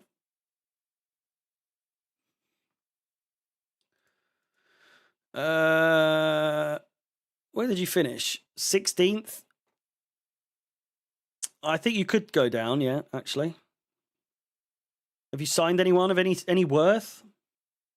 Minerals? What does that mean? Minerals is sorry, Minerals has been around. My dad used to say that. If someone hasn't got the minerals, it's like they haven't got the bollocks. I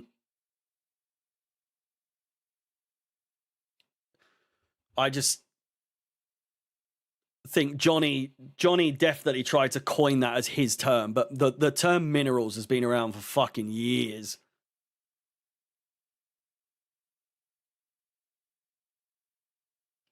Yeah, Elliot Anderson has gone. I think that's a huge loss. Was inevitable though, by the way. I've never seen a more Man City coded player, English Man City coded player. Esteval. Inside, Palmer looks for the cheeky one. I need Palmer to be a little bit more direct with his passing this season rather than the cheeky little, like... I'm not saying stop the cheeky flicks, but I'm also saying, like, if you're going to do a cheeky flick, get it to, you know, pull it off. I'm sick of the last season where the ball would come to him and a pass is on, but he chooses to do the one, whoever's making the overlapping run, he does a little flick and it just hits the person in the fucking head. That got old so quick last season. Chelsea's defense is terrible. Well, I mean, Fofana's playing in it, so you know, I don't know what you expect. Nothing good comes from that. Gittins. Here he comes. Lovely play. Do you think you will stick with one manager this season? They never stick with just one. Never just one.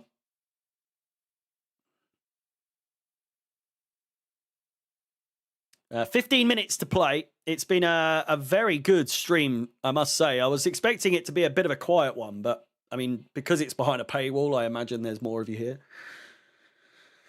Either that, or you know, you just came because you want to watch me. Ah, you never know. You never know. Either way, thank you very much for tuning in today. It's been a pleasure to be back for what we've worked out is a 7th season. Please like the video, subscribe.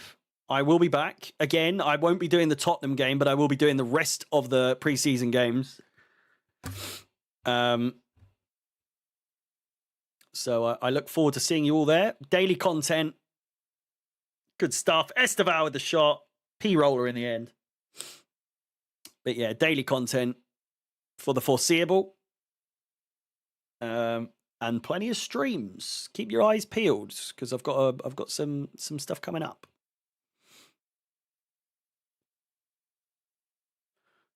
One brand new idea that, again, I've said at the beginning of the stream I need to get approval on, but is a completely new idea that I don't think I've seen anyone do. So, as I said, naturally, once I do it, someone will catch on and then everyone will start doing it. Not that I'm some sort of trendsetter, but I'm saying the idea is that different that if I get the approval on it, everyone's going to do it. And then there's another one which everyone does, which I want to get into doing. Good chance here for Sydney, and it's another goal, 4-3. Wow. Terrible, terrible, terrible defending. We just need to gut the defense and just start over. We really do. Lacroix is not going to be enough. Jesus Christ.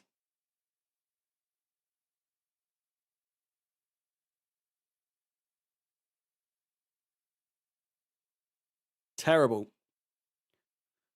I mean, I blame Colwill here. Look how fucking deep he is here.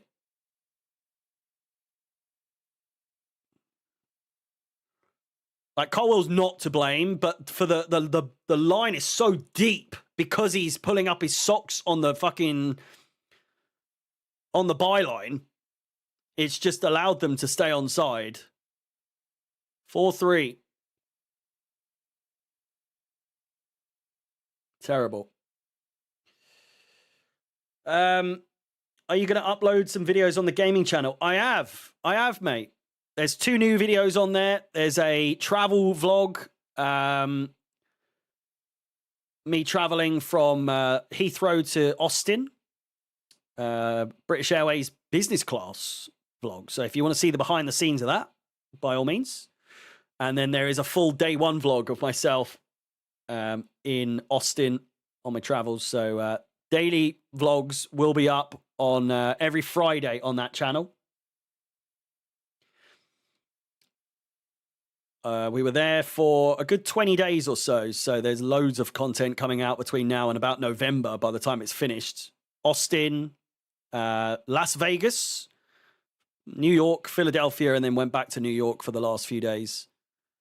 So, again, new vlogs out on that channel, youtube.com/@HarryCFExtra.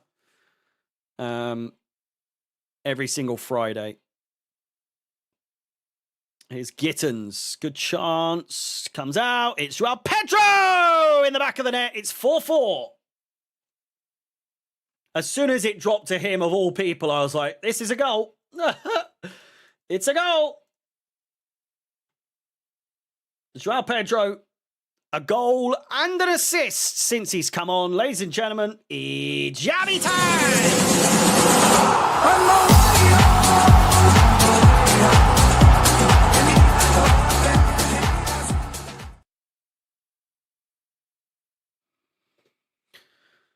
Goodness me. Once again, we are struggling defensively. I'm worried, to say the least. That defensively is going to be the issue once again.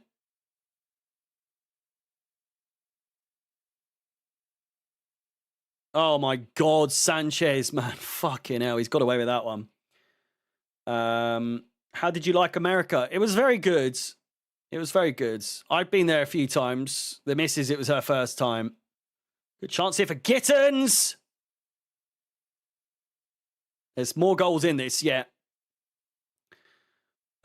Tipping culture was, you know, annoying. Still did it, though. The beers are shocking in America. And by the beers, I don't mean the actual like brands. I mean like there is not a barman or barwoman or whatever in America in any of the pubs or bars that I've been to who knew how to pour a pint. Every single pint I had was dead. No bubbles, no life in it at all. They were all absolute still water, pretty much. And Michelob Ultra is just everywhere, and it's piss. Other than that, it's great. No, I stuck to cocktails and margaritas and all that sort of bollocks because that was the only thing that was really that good. Here's Gittins. Good chance again! Hit it! Fuck's sake! Shot Pedro!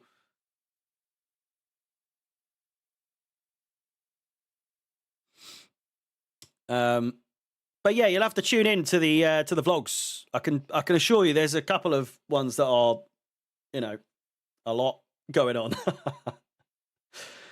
I think the thing I most missed being on a holiday that included a lot of drinking, not a load of drinking, but we were drinking from time to time, is realizing that we do alcohol way better in England or in the UK or in Europe, I would say, than in America. But not the end of the world. It was just nice to come back and have an actual pint.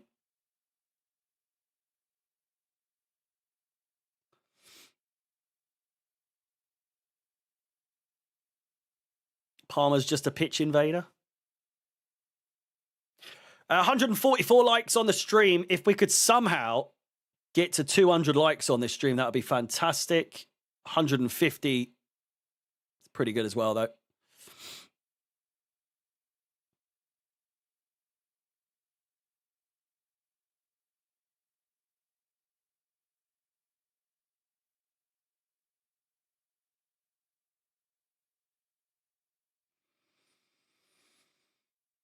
Four toe to toe. 159 likes. Wow, we've gone up massively there. If we could really try and get to 200, that would be fantastic. Just for your worries, I'll give you some of this.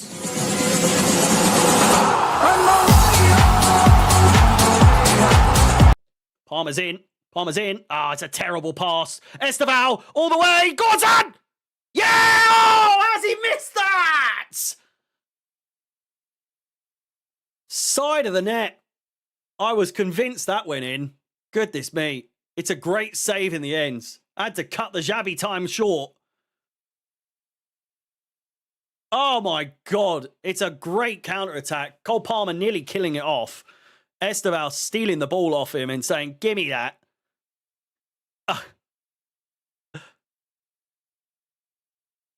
Esteval with a Joao Pedro. That is disgusting. Inside, it's Gittins, it's Esteval, Palestra coming in, it's given away, and now Western Sydney could be in on the goal here. Never a foul, never a foul.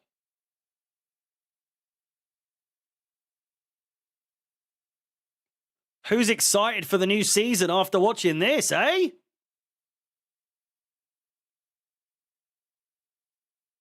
Played in. Brilliant ball. It's Joao Pedro. It's in. 5-4. Goals galore. Goodness gracious me. What an absolute bizarre game this has been. It's made it worth it for all of you that had to wake up super early for this. It's 5-4 to Chelsea.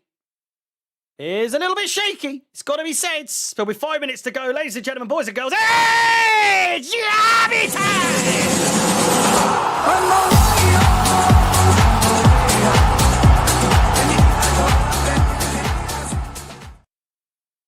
Disgusting play. Cole Palmer with a beautiful pass through finds Joao Pedro, and as Jody Morris well put, saying that this pitch is abysmal with all the bobbles that the likes of Tosin could not deal with. Palmer has played that through, cool, calm, as you like. And Joao Pedro to match that vibe. Cool, calm, collected. Bangs it in the back of the net after taking a touch. Fantastic.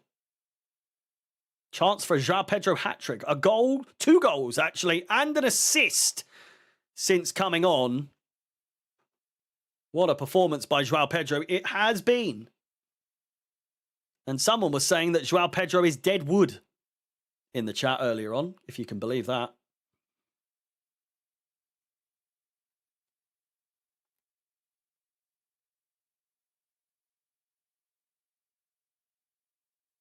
Sydney are in again. 5-5? Who says no?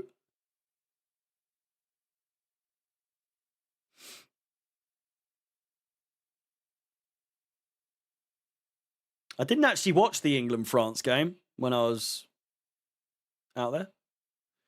Chose not to. Couldn't be asked. Ended up being a very good game, but 3rd place final. What the fuck do I look like watching that while I'm supposed to be on holiday, you know?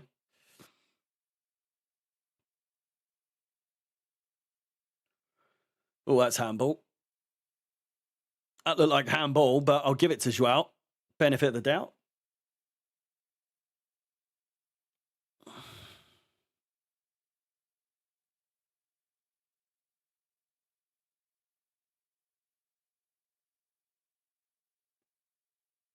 Palestra. Just 20 likes away from 200 on the stream. Keep smashing that like button. Subscribe. Just 2.5 minutes to play. I don't know if they are going to go to penalties regardless of the score. They might do. They do like to in these preseason games.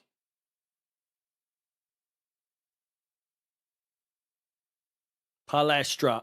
Palestra seems fucking pretty good. Again, pinch of salt and all that. He's just done a flip flap and won a corner. He reminds me of he just looks like Conor Gallagher, doesn't he? Really?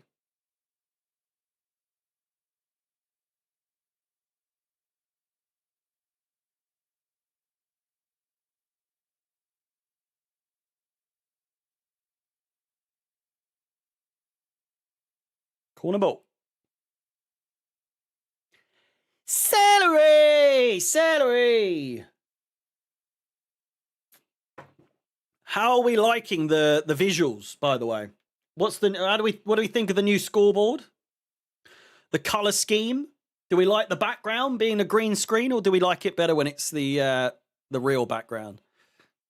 I think it all looks very, very clean. Good chance for Fofana! And it's in again. 6-4. João Pedro with the hat-trick. He's done it.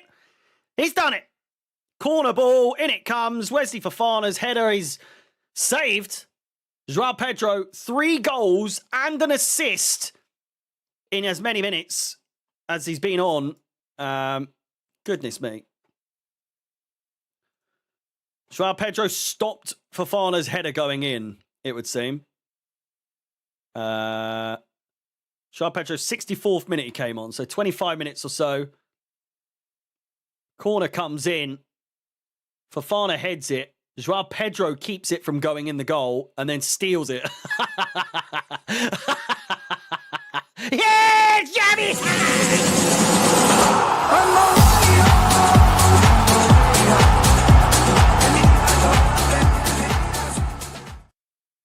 Absolutely rampant in the end. What a performance from João Pedro it has been. Never in doubt. Never in doubt. There is still a goal in this, I feel like. Well, I say that. It's the 90th minute. We've pretty much finished. And 3 minutes of additional time.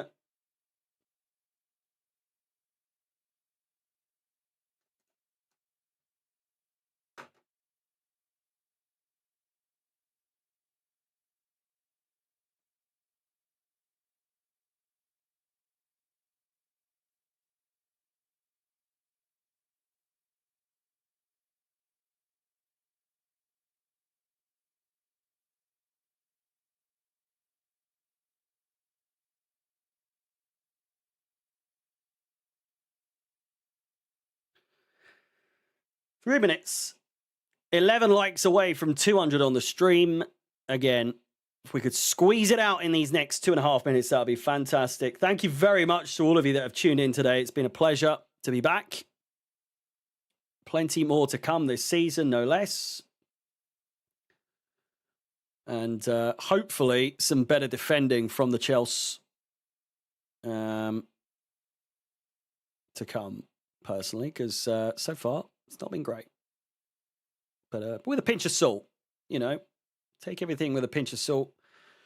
It's obviously not a typical starting 11, but it would seem in Xabi Alonso's first game in charge, eventually we have got the win somehow.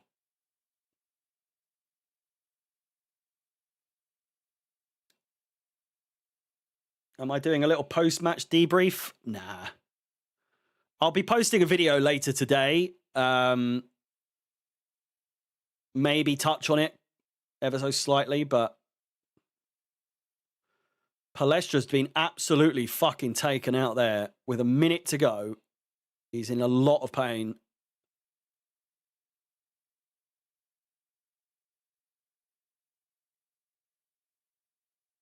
I mean, if that's given him an injury, then fucking grow up.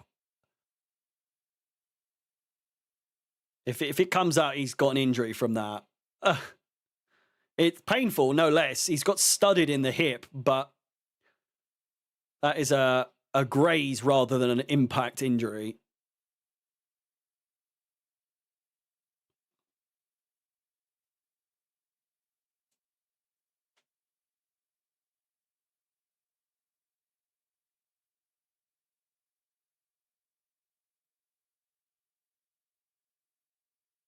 Surely the final kick of the game. Oh, my light's gone out somehow. Some reason.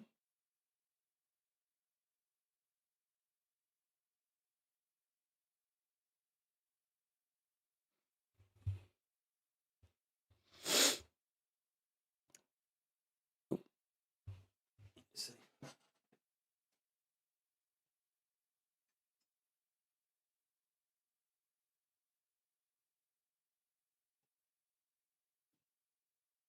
Ooh.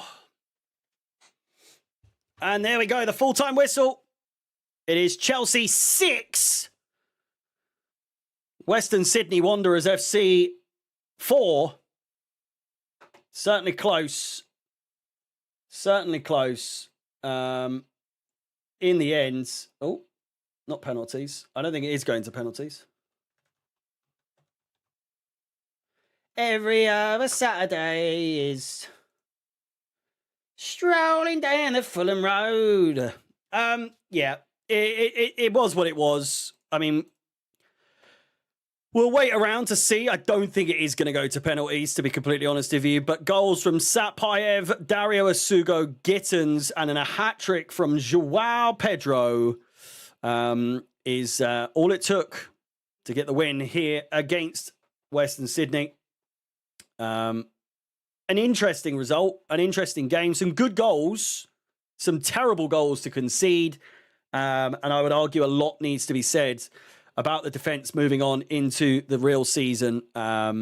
It's not hopeful, but again, these types of games, it's hard to really gauge what's wrong, what's right, what's actually real and what's not real. So again, as I've said, take everything with a pinch of salt. We're back. First game of the season, Xabi Alonso with the win. What more could you really ask for? And arguably, in a game that was a friendly, 6-4, it's better than it being like a 1-0 Chelsea. Do you know what I mean? So, you know, happy days. Happy days. 200 likes on the stream. Thank you very much for each and every one of you that has tuned in today. It's been a pleasure. It's great to be back. And plenty more content on the way. I'll leave you with this, ladies and gentlemen, boys and girls. Hey! Yummy time!